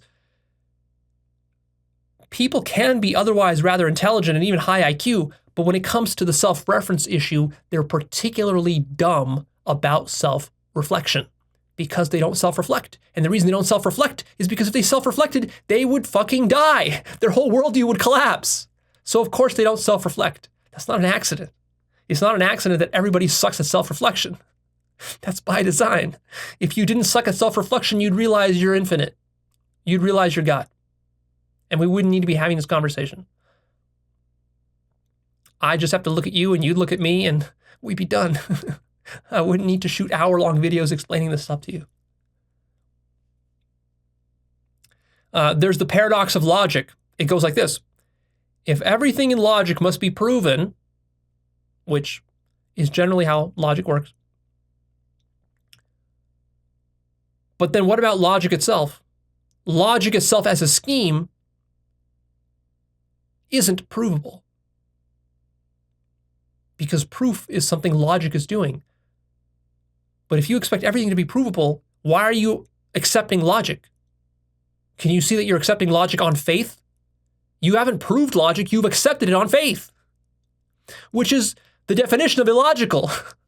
Logic is illogical. There's a paradox about proof itself. The notion of proof itself is a paradox because how can you prove what counts as valid proof? See, anything you say is a valid proof. I can always ask, as a skeptic, I can always say, well, but prove to me that that criteria for proof is itself valid. And in order to prove it, you'll have to appeal to some other criteria. And I can say to that criteria, well, about prove to me that that criteria is valid criteria. And then you're going to appeal to more criteria, and this isn't going to be an infinite regress problem. See? Because truth is actually a greater notion than proof. I've talked about that many times in the past. There's a paradox within logical positivism. Logical positivism was a movement that was popular 100 years ago within science and academia, and to some degree it still is popular today. I mean, it's still active. Even though it's kind of gone out of fashion, it's still active in an implicit way. Logical positivism basically said that the only kind of statements that are valid within science and human knowledge are those which can be demonstrated empirically. That's what logical positivism was trying to say. It was trying to say that no statements are true unless they can be shown empirically to be true. But the problem here, via self-reflection, is that that statement itself is not an empirically verifiable statement. So you can be a logical positivist, but it's not an empirical position. Because in fact, you can't test every single statement in the universe to test whether it is empirical or not.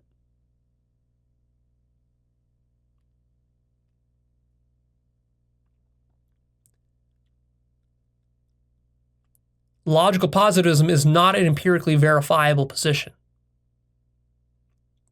Therefore, it eats its own tail and deconstructs itself.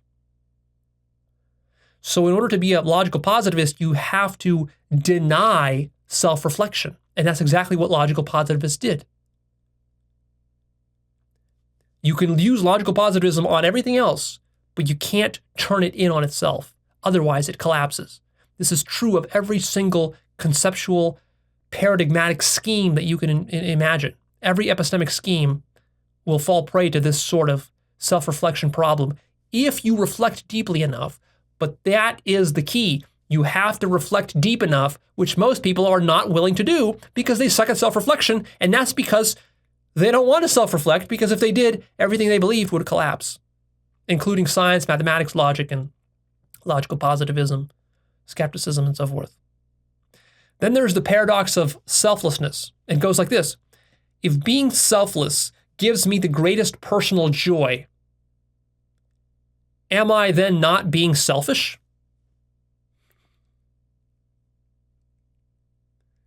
You see?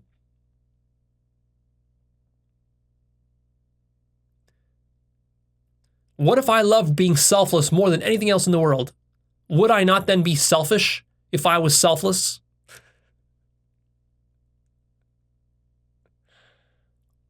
That's right. Because there is a profound connection between selflessness and selfishness. These are not two distinct things. And in fact, nothing in the universe is distinct from anything else, which is why all these dualities keep collapsing. How about this? The paradox of love. If you love everything, then you must even love the things you hate, including your inability to love. See, when you start doing spiritual work and you hear people like me talking about love, you start thinking to yourself like, okay, Leo, so I'm going to commit myself to a course of becoming more loving as a person. I'm going to try to be more loving of everyone, including myself. But then what you find is that as you're trying to, love certain things, someone's being a dick to you, and then you find yourself incapable of loving that person. And then you start to feel bad, like, oh shit, that guy was a dick to me today, so I was a dick back to him, and we got into a fight. And at the end of the day, you sit there and you reflect about it and say, fuck, I screwed up. I shouldn't have judged him. He should have just been able to be a dick to me. I should have just been more loving to him, accept that, and then the situation would have worked out better. I would have been more loving, and then I would have actually stuck and been in alignment with the things Leo was talking about, love. And now you feel guilty, like, fuck, I feel guilty now because I wasn't loving enough. And now I'm beating myself up for not being loving enough to that person, even though he was a dick to me. I should have been loving to him. And now I feel bad about it. But when I'm doing that, I'm not loving myself. You see, if I was truly being loving, like Leo teaches, then I would love myself even if I was a dick to that guy, and for any reason. That's absolute love. That's true love. That's the true lesson. But you see, it's tricky. It's tricky. There's a great quote that I have used in the past. Some of you have heard it, but I'll say it again.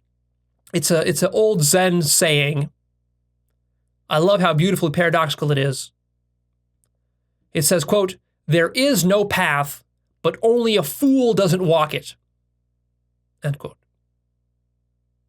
There is no path, but only a fool doesn't walk it. Super important spiritual principle. Because if you tell a newbie there is no path, The newbie will say, oh, okay, well then I shouldn't meditate anymore. And I shouldn't do psychedelics, and I shouldn't do yoga, I shouldn't do anything. I'll just be lazy and sit on the couch looking at porn. No, that's not what it means when we say there is no path.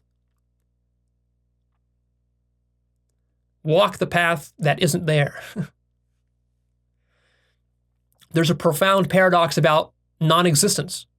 Does non-existence itself exist? Contemplate that one.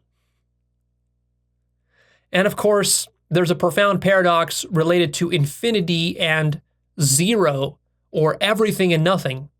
See, ordinarily people think that infinity and zero are two different things, and that everything is the opposite of nothing, or something is the opposite of nothing.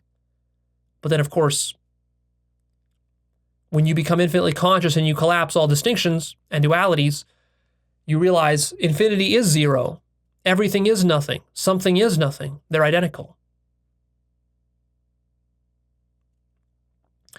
So here is the ultimate paradox of the mind. I'm going to quote here from the Ambrose Bierce Unabridged Devil's Dictionary.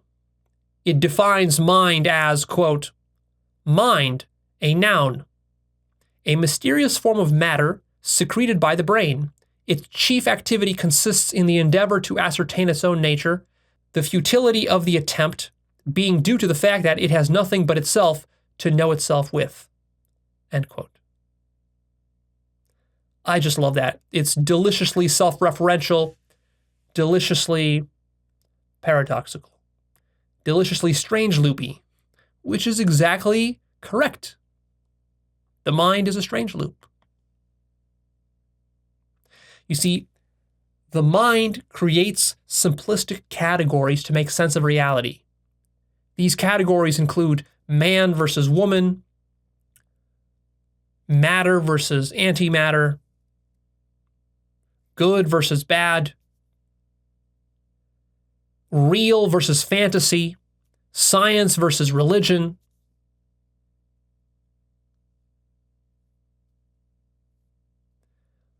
Rational versus irrational, objective versus subjective, and so on. But all of these categories, dualities, distinctions are finite, while reality as a whole is infinite. There is no set of categories that can be complete, and they will always break down or contradict themselves at the edges. So science, the reason science isn't up to the task of understanding ultimate reality, nor is logic, nor is skepticism, nor is materialism, nor is dualism, nor is realism, is because all of these ideologies and worldviews take for granted certain categories that they have constructed and are not aware that they have constructed. And they assume that those categories are somehow absolute, when no category is absolute and no set of categories can ground all of reality.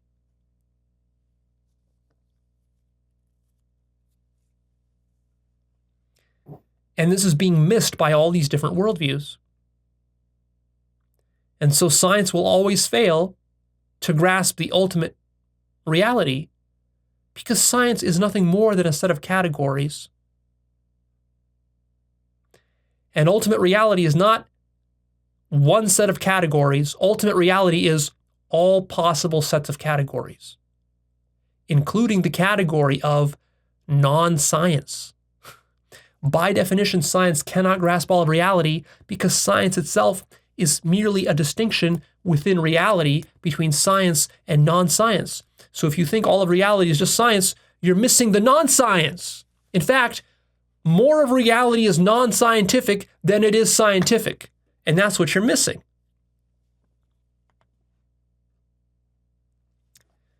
Here's a quote to drive this point home. Quote, the Greeks observed a paradox about the dyad. Dyad meaning duality. While it appears separate from unity, its opposite poles remember their source and attract each other in an attempt to merge and return to the state of unity. The dyad simultaneously divides and unites, repels and attracts, separates and returns. End quote. That's by Priya Hemingway. Beautiful, beautiful articulation of what we're talking about here. The dyad. Everything in science is a dyad. Everything your mind knows is a dyad. Big versus small, good versus bad, etc., etc. Even the dyad that you created between you and Leo, you versus Leo, student versus teacher, you versus guru, you versus God. This is a dyad. These are dyads you created. And every dyad must loop back around, and the polar opposites of the dyad must touch. At which point they become one. The dyad becomes the monad. And what we're talking about here is monism. Monism is the philosophy that everything is one.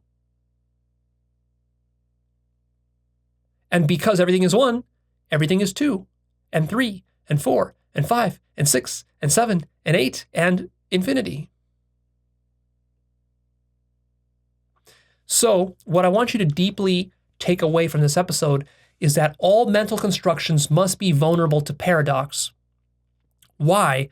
Because ultimately reality is one, and all constructions use the assumption that reality is 2 or more.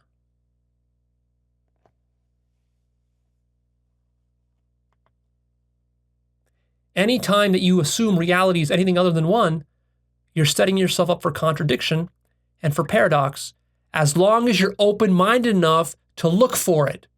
Now, if you want to close your mind and deny the paradox or the contradiction, you can do that. Your mind has an infinite capacity for looking the other way and not seeing your own internal contradictions.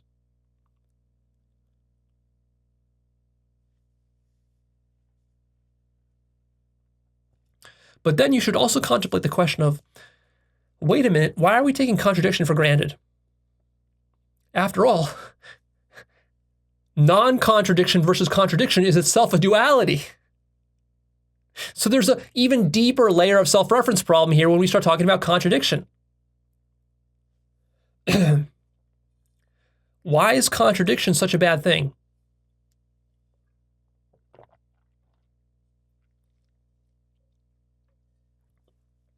Is it true that contradiction is inferior to non-contradiction? See, most humans would say yes.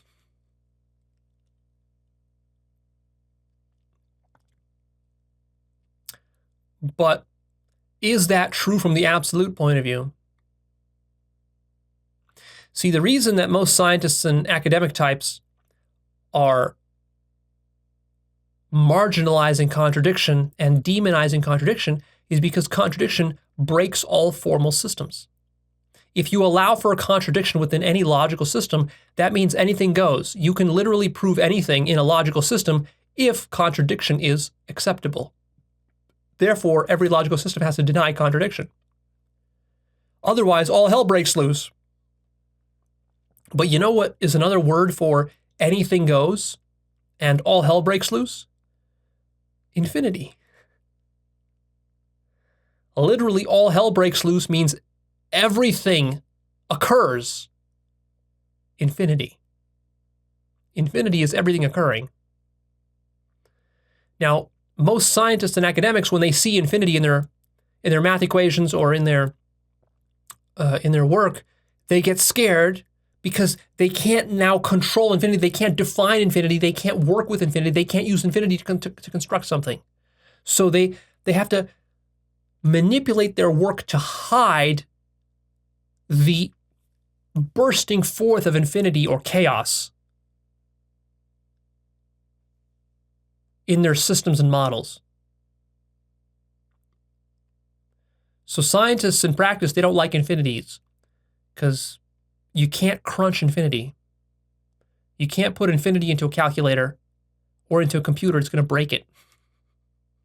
And they assume that that's something like a bug of the system. It's not a bug of the system. It's the feature of reality. You got it precisely backwards. Why do you assume contradiction is a bad thing? So what if contradiction destroys your whole system? Maybe the truth is that your system is bullshit and it needs to be destroyed. How about that? How do you like them apples? Are you willing to accept that? Not if you've staked your entire career on building that system. Not if you get your paycheck from that system. Not if your children are fed from that system.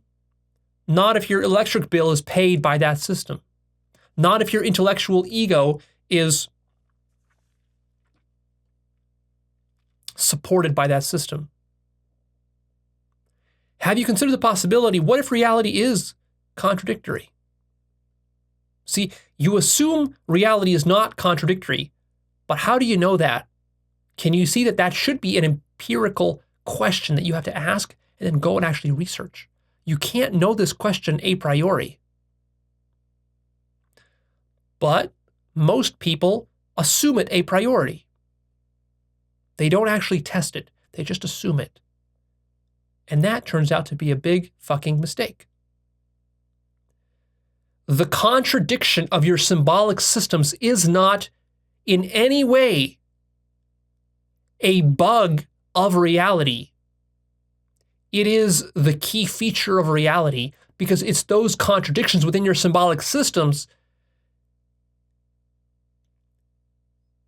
that save you from being lost in your own finite walled garden. See, if your finite system didn't contradict itself, then that means God could lock itself into a finite system and then forever disconnect itself from God, from unity, from love. This would be a terrible design. So God designed reality in such a way that anytime you take a formal finite system and you try to say, this is it, I've got reality in this finite formal system, God says, if you look deep enough within that finite formal system, you will always discover some loophole that you can break through the system out into the larger system. But only if you're willing to look. Only if you're truly interested in finding the loophole. Because if you're not, you will stay locked in that system forever.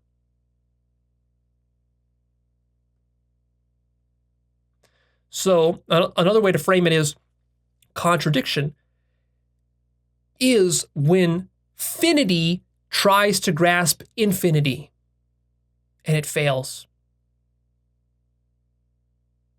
This is not a mistake. Finity cannot grasp infinity. Actually, it would be a contradiction if any finite formal system could capture all of reality without contradiction. That would be the ultimate contradiction, which is what God cannot allow.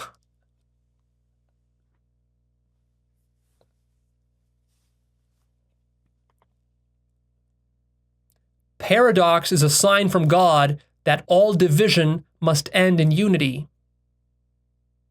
Contradiction and paradox is inherent to any dualistic, linguistic, symbolic system, any logic, mathematics, science, and philosophy. If you think that your worldview or your philosophical system is not contradictory, what I'm telling you is that it is. And if you say, no, Leo, it's not, how can you be so sure? You haven't even heard my system yet. My reply to you is, yes, I'm 100% sure because whatever your system is, I don't care what the details of your system are, no matter what your system is, if it's symbolic, if it's linguistic, if it's conceptual, it's got to be dualistic. And that means it's finite. And the finite will always contradict itself because it isn't infinite.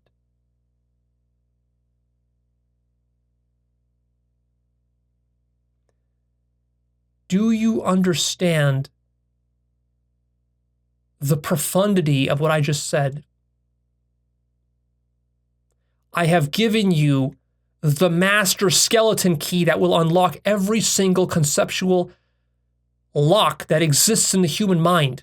I've given you the skeleton key to every lock in the fucking world.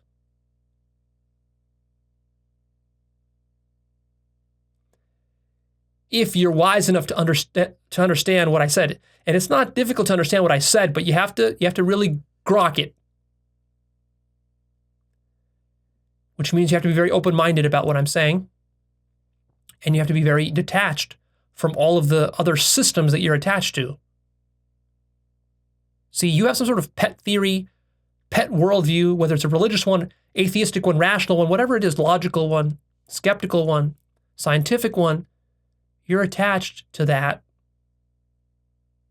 And so even though I just gave you the skeleton key, will you actually dare to use the key to jailbreak your mind and free yourself of the shackles you have put upon your own mind?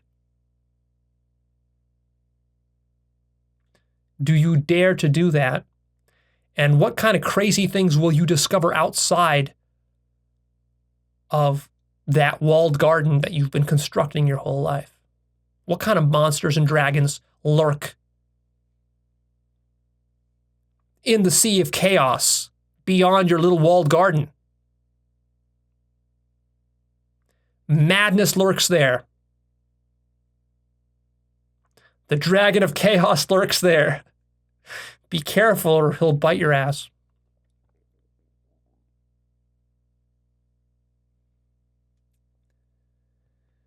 Here's a quote from L.K. Samuels, who says, quote, "Paradoxes often arise because theory routinely refuses to subordinate to reality," end quote. That is the crux of the matter here. Humans are arrogant creatures.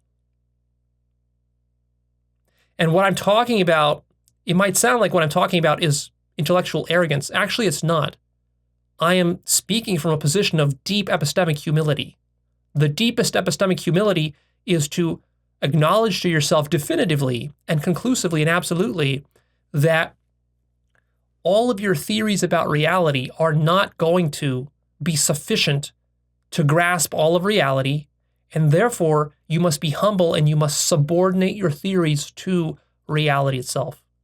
And so this is the chief sin and evil of science and rationality, is that even though they like to put on an air of being humble, like scientists will say, "Oh, Leo, we admit that we don't know so much." Whereas you are sitting here and talking about God and other definitive things. So Leo, you're the arrogant one and we're the humble scientists. No. I'm the humble one here. You're the fucking arrogant scientists and rationalists, because the humility in my position is that I have realized and surrendered the notion that I can formalize reality or model reality with any kind of theoretical scheme, whereas you actually believe you can, and that is your arrogance. And then your claims to humility, that's just a game you're playing to deny the actual arrogance of your position. Every scientist is deeply, deeply arrogant in their epistemology. Because if they were truly humble, they would have to abandon all of science.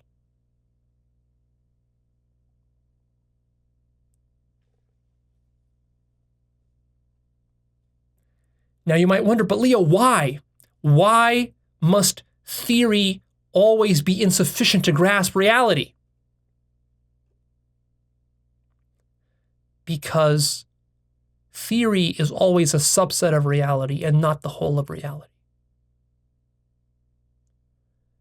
Somewhere along the road in your education, as a scientist or a rationalist or a skeptic or an academic, what has happened is that you were so brainwashed with theory that you have mistaken theory for reality. And the only way you know how to understand or think about reality or even interface with reality is via theory. And of course, there's no reason why that should be the only method. You've just been brainwashed into it. In the same way that a fundamentalist Muslim is brainwashed into Islam and cannot interface with reality in any other way. They're stuck in that paradigm. It's a hermetically sealed, self-justifying, self-isolating walled garden, which keeps you from exploring the outer confines of the territory. In this way, Islam and science are exactly the same. Now, there are important distinctions between Islam and science, but on this point, there is no distinction.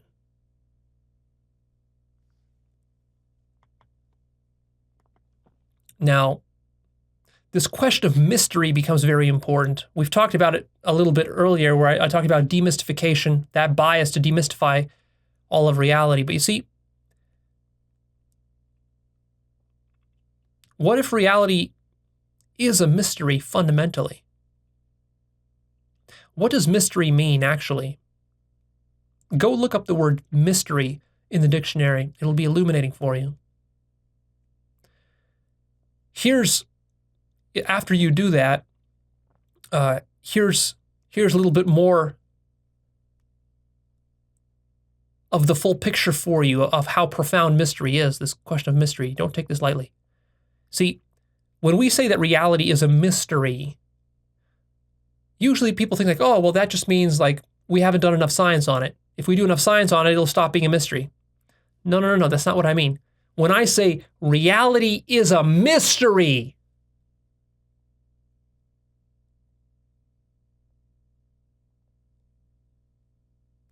that's a metaphysical claim. That's a profound epistemological claim. What I'm saying is that reality is that which cannot be known because it's literally endless. You see, infinity is endless mystery. That's not a problem to be solved by doing more science, the way that scientists think. You will never science your way out of the mystery of infinity. If you could know infinity, it would have an end to it, meaning it would be finite, meaning it wouldn't be infinite, meaning you would be contradicting yourself. So infinity has to be unknowable.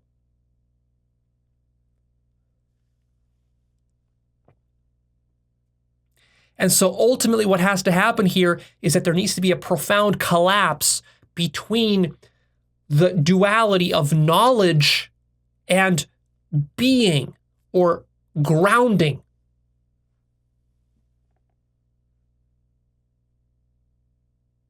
It's not that there is a ground to reality and there's knowledge of the ground. No, knowing and ground are the same thing. Here, metaphysics and epistemology, they collapse into each other into a unity.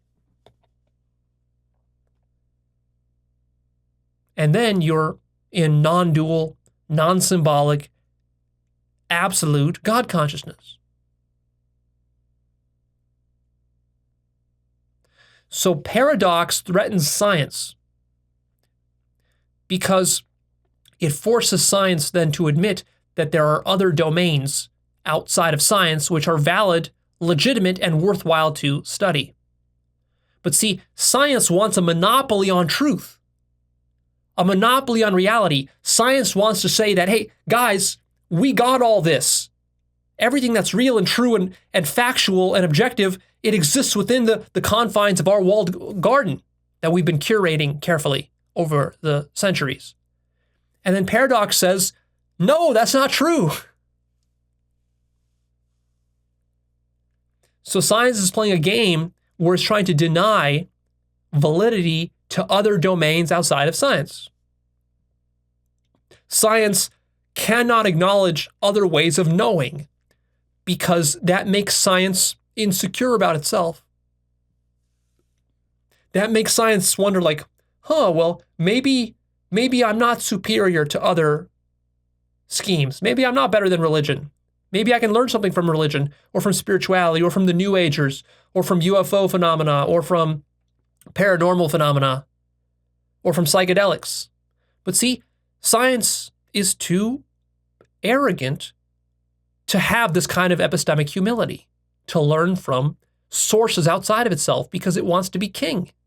It has crowned itself king, which is by the very definition of what devilry is, what Satan is. So by definition, science is devilry because it's trying to crown itself as king within God's kingdom, of which it's just a small portion of the entire kingdom. It's not the whole kingdom. And so for science, this creates a slippery slope because as you start to deconstruct science, scientists become more and more scared that the entire foundations of their science are getting destroyed. And their attachment is more to science than to truth, so then they start to play games to prevent themselves from slipping down the slippery slope.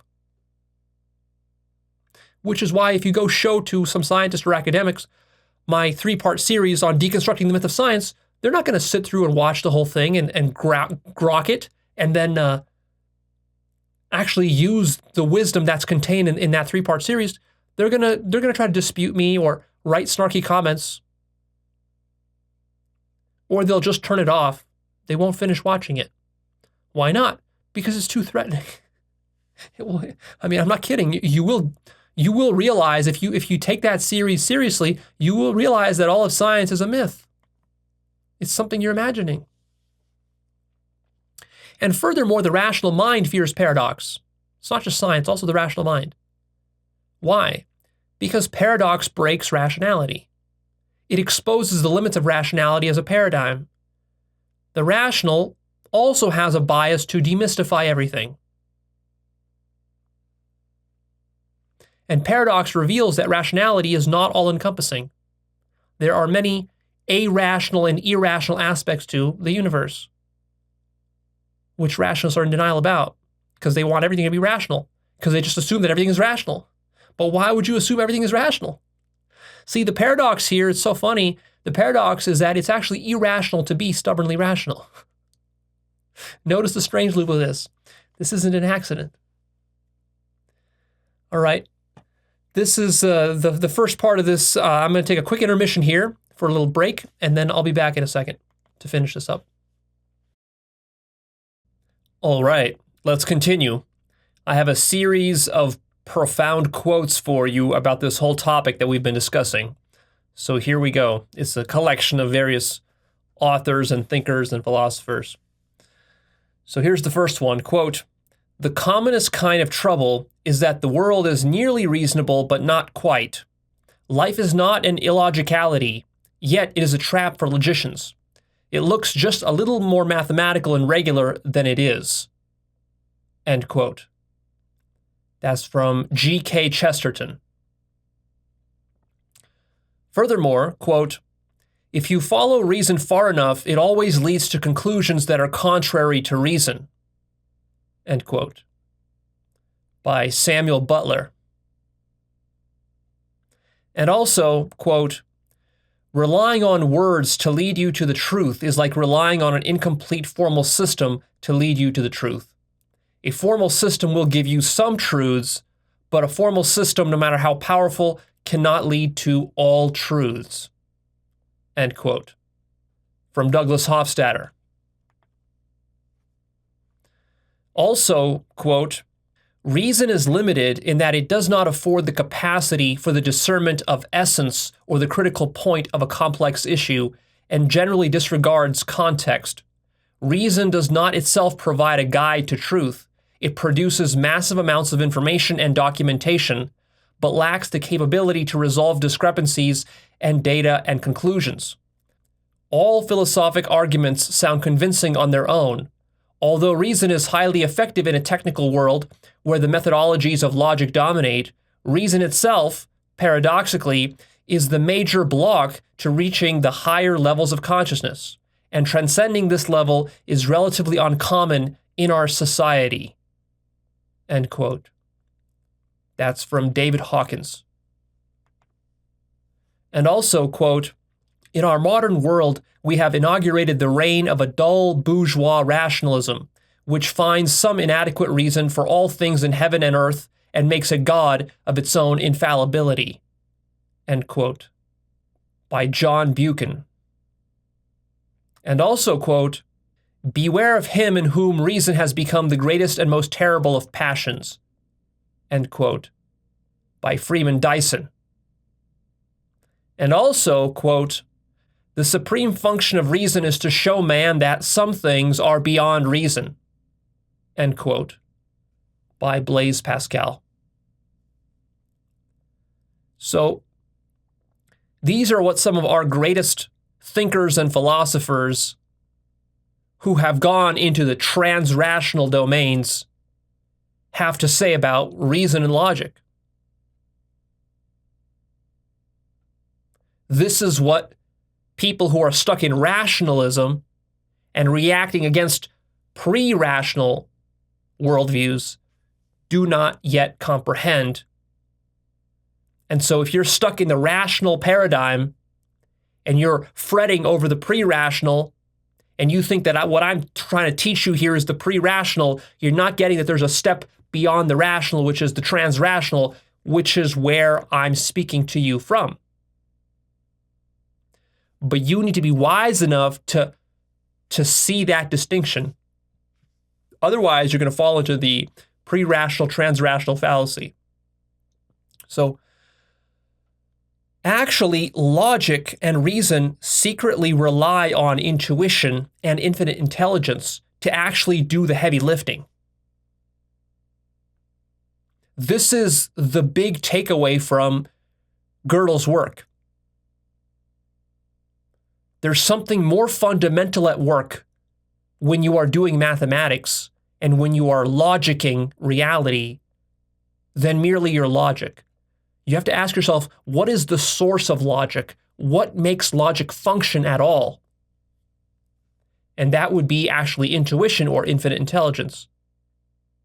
And actually, if you carefully study Western intellectual tradition, if you study the greatest scientists, the greatest thinkers, the greatest philosophers, what you realize is that the greatest thinkers have always used highly nonlinear forms of reasoning, intuition, and trans-rational modes of thinking, and what is called vision logic. This is what our greatest scientists and logicians and mathematicians have always relied upon to make great leaps, paradigm shifts within science and logic and mathematics. So there's an interesting paradox at the heart of science and mathematics and rationality, is that all the greatest scientific discoveries were actually made not by left-brained number crunching. They were made by mystical leaps of intuition. And if you don't believe me, carefully study the works of the greatest thinkers, philosophers, scientists, and logicians. Study Einstein, study Newton, study Leibniz, study Galileo, study Carl Gauss, Niels Bohr, the fathers of quantum mechanics, like Heisenberg, Schrödinger, David Bohm, Richard Feynman, Leonardo da Vinci, Charles Darwin, Nikola Tesla, Kurt Gödel, Georg Cantor, Ramanujan, the famous Indian mathematician who was a math prodigy. He was able to see mathematical proofs and insights without actually having to go through any formal process to arrive at the proof. See, many so-called scientifically minded people actually have a very poor understanding of the history of science. Deeply study what actually made science work. What made science work is very rare individuals who had access to higher levels of consciousness and intuition beyond those of most scientists and academics of their era. And then in retrospect, what we do is we integrate into our culture the developments and discoveries of these intellectual giants. And we tend to rationalize it to ourselves that, oh, they were just strictly rational, logical, empirical people. And that's how they arrived at their conclusions and their discoveries. But the answer is no. That's not how they did it. That's not how Einstein did it. That's not how Nikola Tesla did it. That's not how Kurt Gödel did it. They used a mystical intuition to achieve their results. And then in retrospect, after hundreds of years have passed, now as a culture, we look back at those people and we say, oh yeah, of course, it was obvious. Their discoveries were just obvious, and it was all logical and rational and scientific. No, it wasn't, not at the time. When Georg Cantor, for example, discovered multiple orders of infinity, which led to the creation of set theory and so forth, modern set theory, his work was completely denounced and demonized by his colleagues for being some sort of superstitious woo nonsense. Georg Cantor, who today, if you go to a math class or a logic class, they will revere him as one of the, intellectual giants. But he also happened to be a deeply religious man, and he believed that his discovery of mathematical infinities was the discovery of God. See? But modern materialists and scientists and rationalists and skeptics and atheists are completely in denial about this. Go read the works of Isaac Newton. He was a deeply religious woo-woo guy. He practiced alchemy. He talked about infinity. He talked about the mystery of nature, the infinite mystery of nature. And yet today, when they teach about Isaac Newton, it's as though he was just this strictly left-brain guy who was just using pure logic and pure reason to understand nature. No, that's not what he was doing. That's not how he developed calculus. He used profound levels of intuition to do that. And it was radical, and nobody understood his work at the time when he was doing it. I mean, Leibniz was doing it also. He was co-developing calculus, but Leibniz is also a great example of a deeply intuitive, trans-rational guy who was not limiting his mind just to the little, walled garden that most academics and scientists and thinkers limit themselves to. So here are some quotes about Albert Einstein, who is a brilliant example of this. I actually spent quite a bit of time just taking courses and studying the work and life of Albert Einstein. I actually studied his philosophy, I studied his metaphysics, I studied his approach. Because to me, what's more interesting about Einstein is not his theory per se. Like, they will teach physicists general relativity and special relativity in college physics classes, but what they don't teach is actually how Einstein developed it, what it actually took for him to be able to think in the relativistic ways that he thought. They don't really teach that, and they don't teach Einstein's philosophy of science. Because Einstein had some sharp critiques against the way that science and academia was done. So did, by the way, Kurt Gödel. He had some sharp critiques too of how dense most logicians and academics were, which was why they were not able to achieve his result, but he was. Likewise with Einstein. Likewise with Nikola Tesla. Likewise with Georg Cantor. These were all brilliantly intuitive minds, highly nonlinear. So here's a quote by Albert Einstein. Quote, "When I examine myself and my methods of thought, I come close to the conclusion that the gift of imagination has meant more to me than any talent for absorbing absolute knowledge. All great achievements of science must start from intuitive knowledge. I believe in intuition and inspiration. At times, I feel certain that I am right while not knowing the reason." End quote.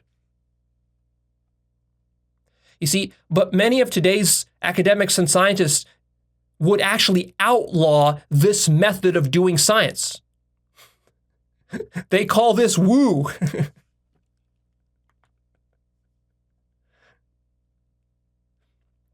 Here's another quote from Psychology Today describing Einstein's epistemic attitude. Quote, Einstein first described his intuitive thought processes at a physics conference in Kyoto in 1922 when he indicated that he used images to solve his problems and found words later. Einstein explicated this bold idea at length to one scholar of creativity in 1959, telling Max Wertheimer that he never thought in logical symbols or mathematical equations, but in images, feelings, and even musical architectures. End quote. You see? So was Einstein being scientific or not? If you say he wasn't, then perhaps the most quintessential scientific discovery of all time, which is general relativity, is not proper science. On the other hand, if you consider it proper science, then be honest with yourself about how it was actually discovered. It wasn't discovered how you think it was discovered. It was discovered via leaps of mystical intuition. And you might say, oh, Leo, but you're just projecting mysticism onto Einstein. No, I'm not. Actually, read about Einstein's mysticism. Read about his reverence for Spinoza, who was an idealist, who was a deist, who believed in God. So which is it? Is Einstein the greatest scientist of all time? Or isn't he? And if he is, then how could he have been so stupid to talk about God? See, this is a sort of paradox that you rationalists and scientifically minded people and materialists simply aren't comprehending deeply enough. How about Isaac Newton? Was Isaac Newton one of the most brilliant scientists of all time? If he was, why did he practice alchemy? Why did he study the occult? Why did he talk about God? Why did he talk about infinity?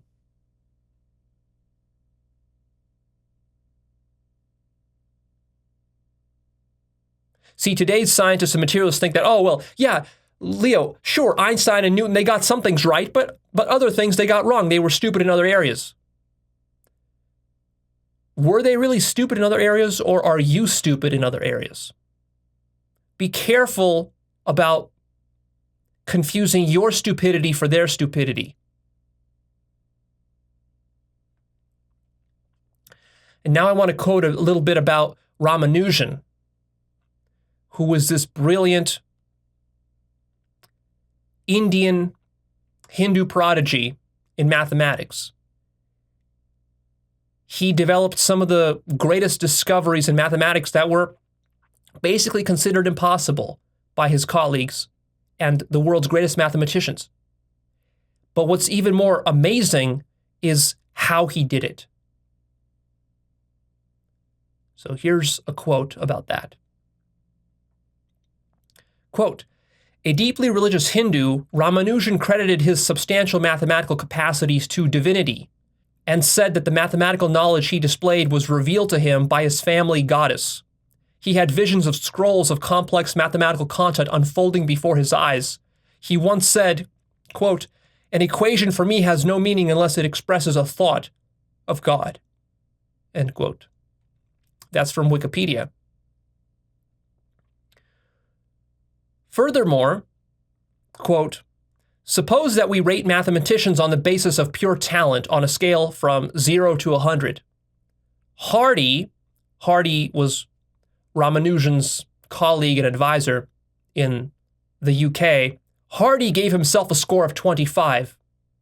He gave J.E. Littlewood a score of 30, David Hilbert a score of 80, and Ramanujan 100. End quote. So what happened was that Hardy discovered Ramanujan and his amazing mathematical talents, his intuitive talents.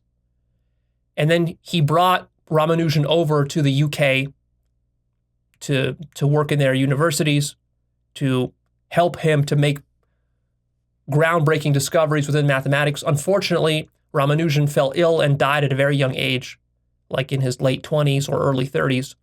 And so if he lived a full life, who knows what kind of amazing mathematical contributions he could have made with his intuitive talents, but his life was cut very short.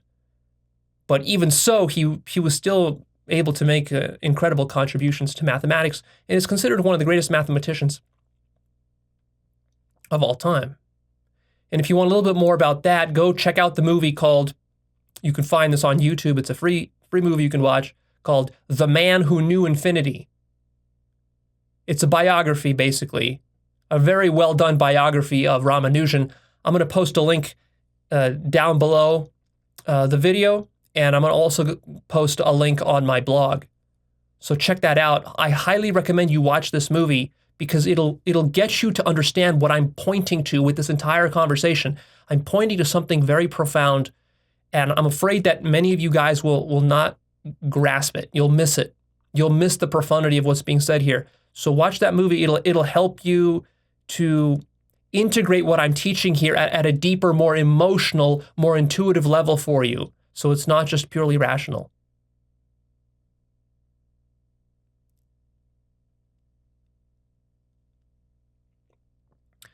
So why is paradox important? Paradox is important because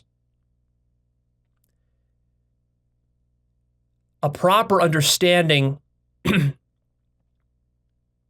of paradox is what allows you to go from the rational to the to the transrational, to vision logic and beyond, to understand reality at profoundly higher levels than is possible with the ordinary logical mind. You cannot do this if you don't confront paradox directly. And some of these issues I've been talking about here, you have to confront this stuff very directly, and you have to let it affect your entire worldview and how you think about science, logic, rationality, atheism, and other things like this. Paradox is also important because it shows you the limits of language, logic, and mind. It sort of is a gateway. Paradoxes are a gateway to transcend the finite mind. Paradox is also important because it's humbling. Paradox humbles the arrogant rational mind, which thinks that it understands everything, or that it will understand everything through its preconceived methods and paradigm. And ultimately, paradox is important because of spirituality. Paradox is a gateway to spirit, absolute truth, God, infinite consciousness, love, which are the most important things that are missed by modern science, mathematics, and logic, rationality, materialism, atheism. All of these isms are missing the most important aspect of reality. They're missing the spirit and soul of the mind. They have despirited the mind, thereby crippling their own minds and the collective mind of our species. See, weak minds cannot handle paradox. Paradox is a clue that reality is groundless and infinite in its ultimate nature. But you have to be open enough and fearless enough to accept these clues. You have to be willing to connect the dots between all the different paradoxes and to see what is the common root that is sourcing all paradox, whether in logic, science, or elsewhere. And the deepest example of paradox is God itself. Because one definition for God, which is a very powerful definition, is that God is that which created itself. So one of the things that I know I struggled with as an atheist the most when it came to the God question is I had a very difficult time accepting the idea of God when I was younger, when I was a materialist and an atheist, because according to my logic, I was thinking like this. I was thinking that God is like some sort of supreme being, but then if you posit God to explain where the universe came from, then you need some other thing beyond God that will explain where God came from. Because otherwise, what does God really explain? So to me, it felt like positing God was a cop-out, and it didn't really resolve any deep existential issues. It just pushed the problem back one level. Well, what I later came to realize, of course, is that God is not like other objects in the universe. Other objects in the universe do not create themselves. All objects in the universe are sourced by some other object. Have you noticed this? Like your body did not create itself. It came out of your mother's body. And your car didn't create itself. It came out of a factory. And that factory didn't create itself. It came out of some other factory. And the first factory came out of, furnaces and forges that were not yet factories. And so on for everything in the universe. The earth came out of the sun, or the early gas clouds that were orbiting the sun. And then the sun came out of some other place like the Big Bang, you might say, whatever. You're always going to find this sort of chain, this nested chain. But then, see, if you assume God is just like one more object like that, then you say, well, then God must have some other source too, right? No, you don't understand that God is absolute. God is not a part of the universe. God is the entire universe. So when we're speaking about God, we're speaking about the totality of everything. And so when we're speaking about the totality of everything, what you have to realize is that thing created itself. It has the power to create itself, which is the ultimate paradox, the ultimate strange loop. How can something create itself? You might think this is impossible. It's a logical impossibility. But what you don't understand yet, what you're not conscious of yet, is that for God, because it imagines what is possible and what is impossible, nothing is impossible. Therefore, God is so unlimited, it is able to literally create itself. How is that possible? See, if you tell a scientist that the universe created itself, this is not going to compute in the normal scientist's mind, in the materialist's mind, because it's not logical. How can something create itself? But then again, how can something exist unless it created itself?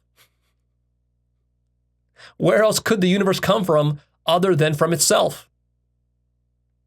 And you can only understand this if you understand and appreciate paradox and strange loops. Infinity, of course, itself is a very paradoxical notion. There are many paradoxes that stem from infinity. And see, scientists and materialists and rationalists make a mistake here because when they start thinking about infinity, they run into these paradoxes. Their logical mind does, at least. And then they take that as evidence of the fact that infinity must not be real. It can't be actual. It can't exist. It's like a unicorn. We can think about it, but it can't be real. But it is real. It's everything you see around you. So what are some of the paradoxes of infinity? Well, for example, if infinity is infinite, then it must also be finite. Because if infinity wasn't also finite, then it actually wouldn't be infinite. Because to be truly infinite, you must include the finite in the infinite. Otherwise, you're missing the finite. You see, infinite means you're not missing anything. It's all-encompassing, it's total. A further paradox of infinity is that if reality or infinity is absolute unity, then it must also be divided. But Leo, I thought unity was the opposite of division. How could absolute unity also be infinitely divided? But how could it not? You see? Because if your unity excluded division, then it wouldn't be unity, it would be division. because you would be dividing unity from division. That's division. That's not unity. So unity, paradoxically, must include all possible divisions.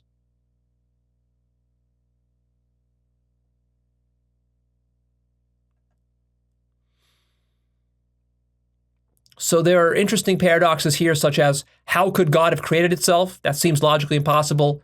How, for example, the question of, can God destroy itself? That's an interesting paradox that applies to infinity. There are interesting paradoxes about stuff that's beyond absolute infinity. You can ask the question like, well, can there be something beyond absolute infinity?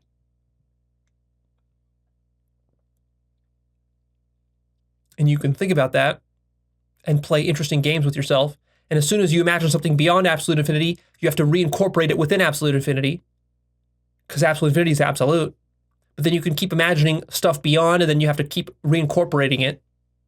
You're playing this infinite game. Or the question of, are other people real or imaginary? This is a question that many of you guys struggle with this solipsism question. And this is really just the reason that this question is so tricky and difficult. I'll talk about solipsism in the future in its own episode, but it's really so tricky and difficult because it's paradoxical. You're trying to understand and you're trying to put infinity into some sort of box like idealism or solipsism or some other ism, but it's none of those. It transcends all of that. It's more radical than all of that. But your mind, your finite mind, wants to lock it down. He's like, oh, Leo is talking about solipsism, and it like wants to lock it down. But I'm actually not talking about solipsism. I'm talking about God. I'm talking about infinity. That's more radical than solipsism. And you're not going to get a clear answer to this question of, are other people real or imaginary? Because you're making a distinction there between real and imaginary, and you're assuming that distinction. And so you're running into paradoxes when you're thinking about, do other people really exist? Paradoxes within paradoxes. You're not going to be able to solve those paradoxes at the level of mind that you're at. You can only resolve them by increasing your consciousness and then incorporating all of these dualities into a deep unity. And only then will the paradox truly resolve. So here's what I want you to understand. The big takeaway from this episode is that all paradox is what happens when you try to put infinity into a finite box. Infinity is such a thing that it refuses to be put into a box, because infinity cannot be a box. Infinity is that which has no boundaries. A box has boundaries. And yet, at the same time, infinity does allow itself to be boxed in.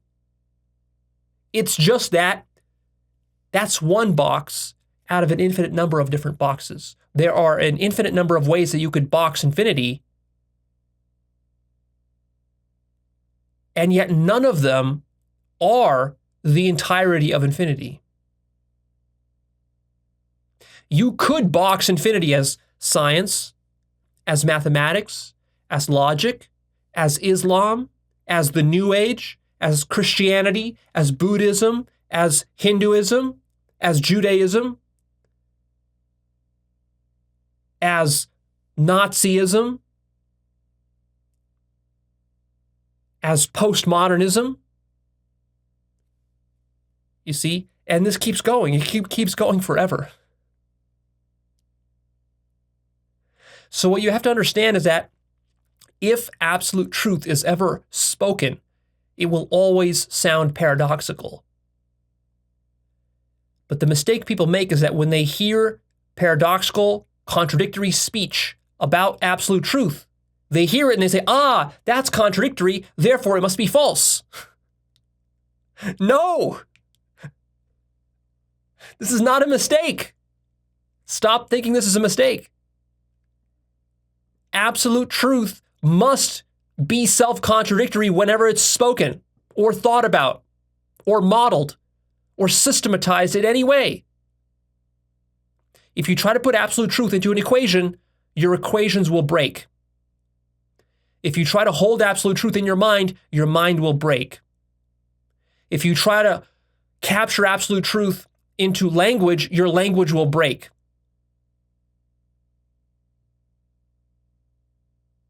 That's not because absolute truth isn't real. It's because absolute truth is more real than whatever you're trying to contain it in.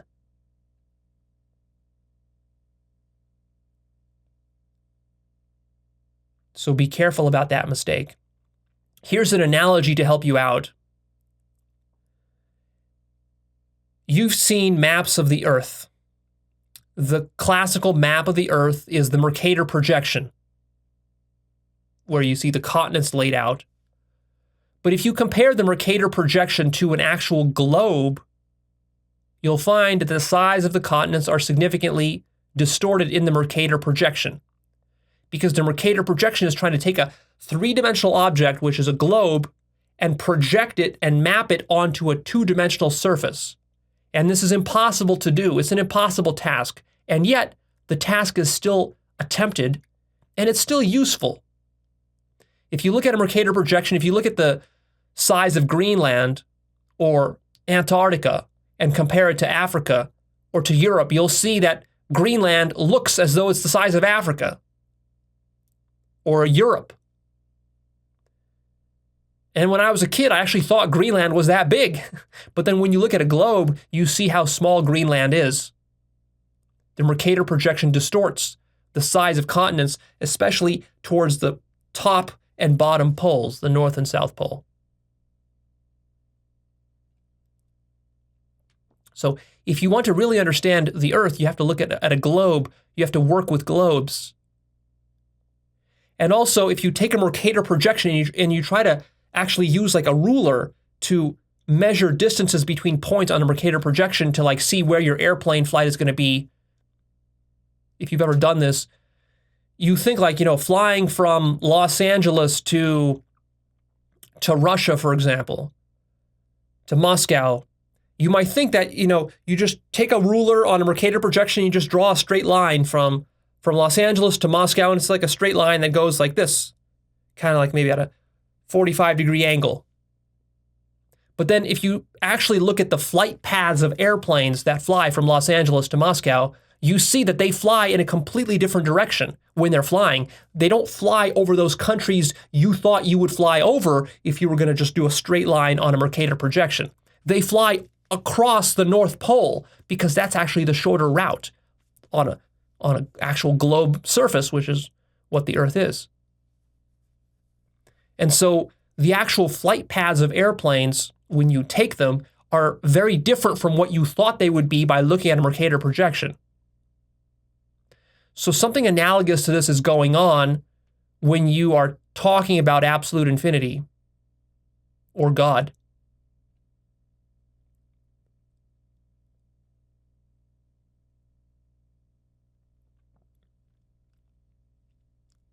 Because your speech and your thoughts about it, your models of it, your explanations of it are all like these oversimplified maps, these Mercator projections, which don't really do justice to the true thing. And so what's required to access God is to go beyond all the projections. And by the way, everything I speak, see, you might say, well, Leo, but isn't there a self-reference problem here? Because Actualized.org is teaching about God, and yet you're saying that all teachings about God are, in a certain sense, distortions and falsehoods. They aren't really truly God. Therefore, what about Actualized.org teachings? And of course, that's correct. Actualized.org teachings are fully self-conscious, which means that they understand their own limits. I'm not sitting here deluding myself that my speech about absolute truth is the same as absolute truth. Which is actually why I advocate for psychedelics so strongly, because psychedelics will actually take you to absolute truth, whereas my words cannot. My words are a Mercator-like projection of the absolute truth. We can further extend this analogy If you've ever looked at four-dimensional objects projected into three-dimensional spaces, it's the same sort of problem. So think of God or infinity as a four-dimensional object. How do you display a four-dimensional cube when our reality is only three-dimensional? Well, go take a look. Go Google for tesseracts, Google four-dimensional cubes, and take a look at how four-dimensional cubes are actually projected into three-dimensional space.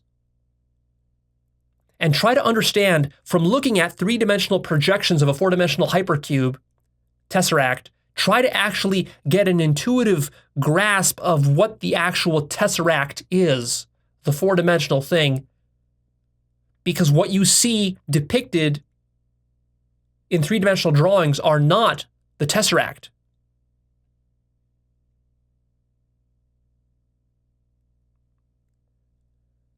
I can show you an unlimited number of different projections of the tesseract in three-dimensional space, and you're never going to really understand what a tesseract is from that, because they're all distortions, just like the Mercator projection. So that is something I want you to keep in mind for the rest of the time that you continue to listen to me and to learn from other spiritual teachers, and you take notes on all this stuff and information, wisdom that I teach you through Actualized.org. You have to understand that Actualized.org is a Mercator-like projection of the real stuff that I'm pointing to and talking about. Do not confuse the projection.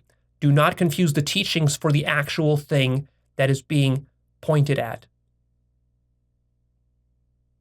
Got it? Now you might wonder, but Leo, I want to know, is ultimate reality itself paradoxical? Because it seems like you're saying that paradoxes are something that the finite mind is creating when it's doing these projections. But what about reality itself? The answer here is no.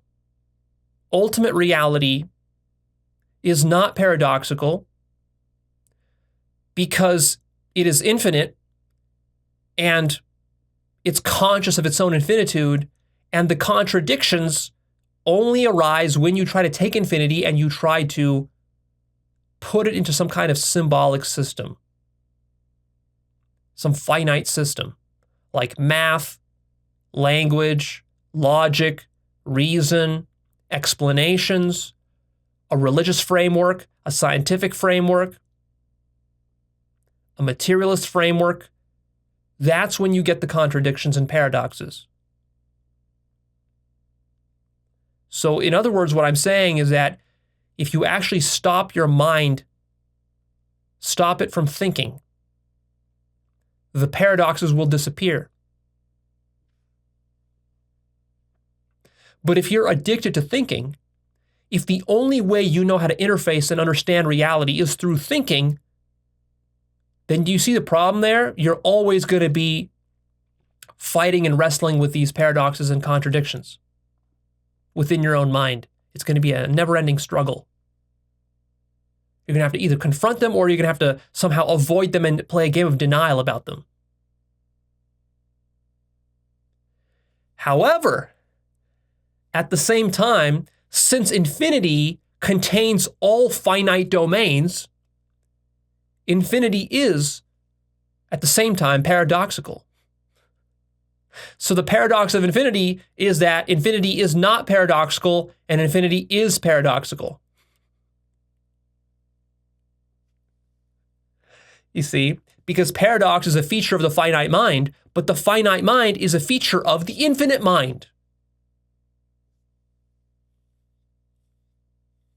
But Leo, be straight with me. Stop being all contradictory. Is paradox really real? No, it's not. Yes, it is.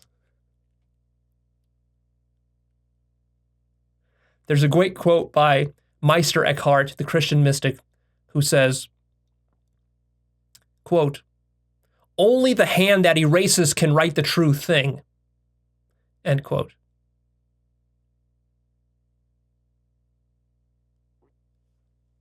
Contemplate that. What does that mean? Furthermore, Douglas Hofstadter says, quote, Zen is holism carried to its logical extreme. If holism claims that things can only be understood as wholes, not as sums of parts, Zen goes further in maintaining that the world cannot be broken into parts at all. To divide the world into parts is to be deluded and to miss enlightenment. End quote. And Walt Whitman says, quote, do I contradict myself? Very well then, I contradict myself. I am large. I contain multitudes. End quote. So, in conclusion,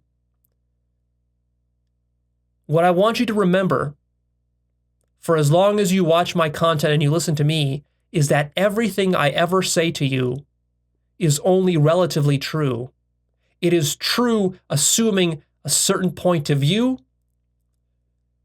a certain paradigm, a certain perspective, a certain vantage point, a certain context.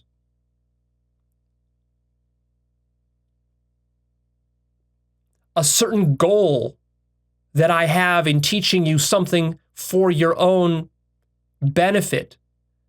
This is all relative. You cannot take any actualized teaching as absolute truth. And yet at the same time, I'm not contradicting myself when I say that I'm talking about absolute truth.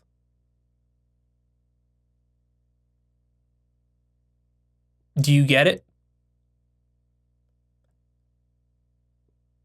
The things I say are only true assuming a certain point of view. And so when you listen to me, you have to understand that I'm speaking from a certain point of view.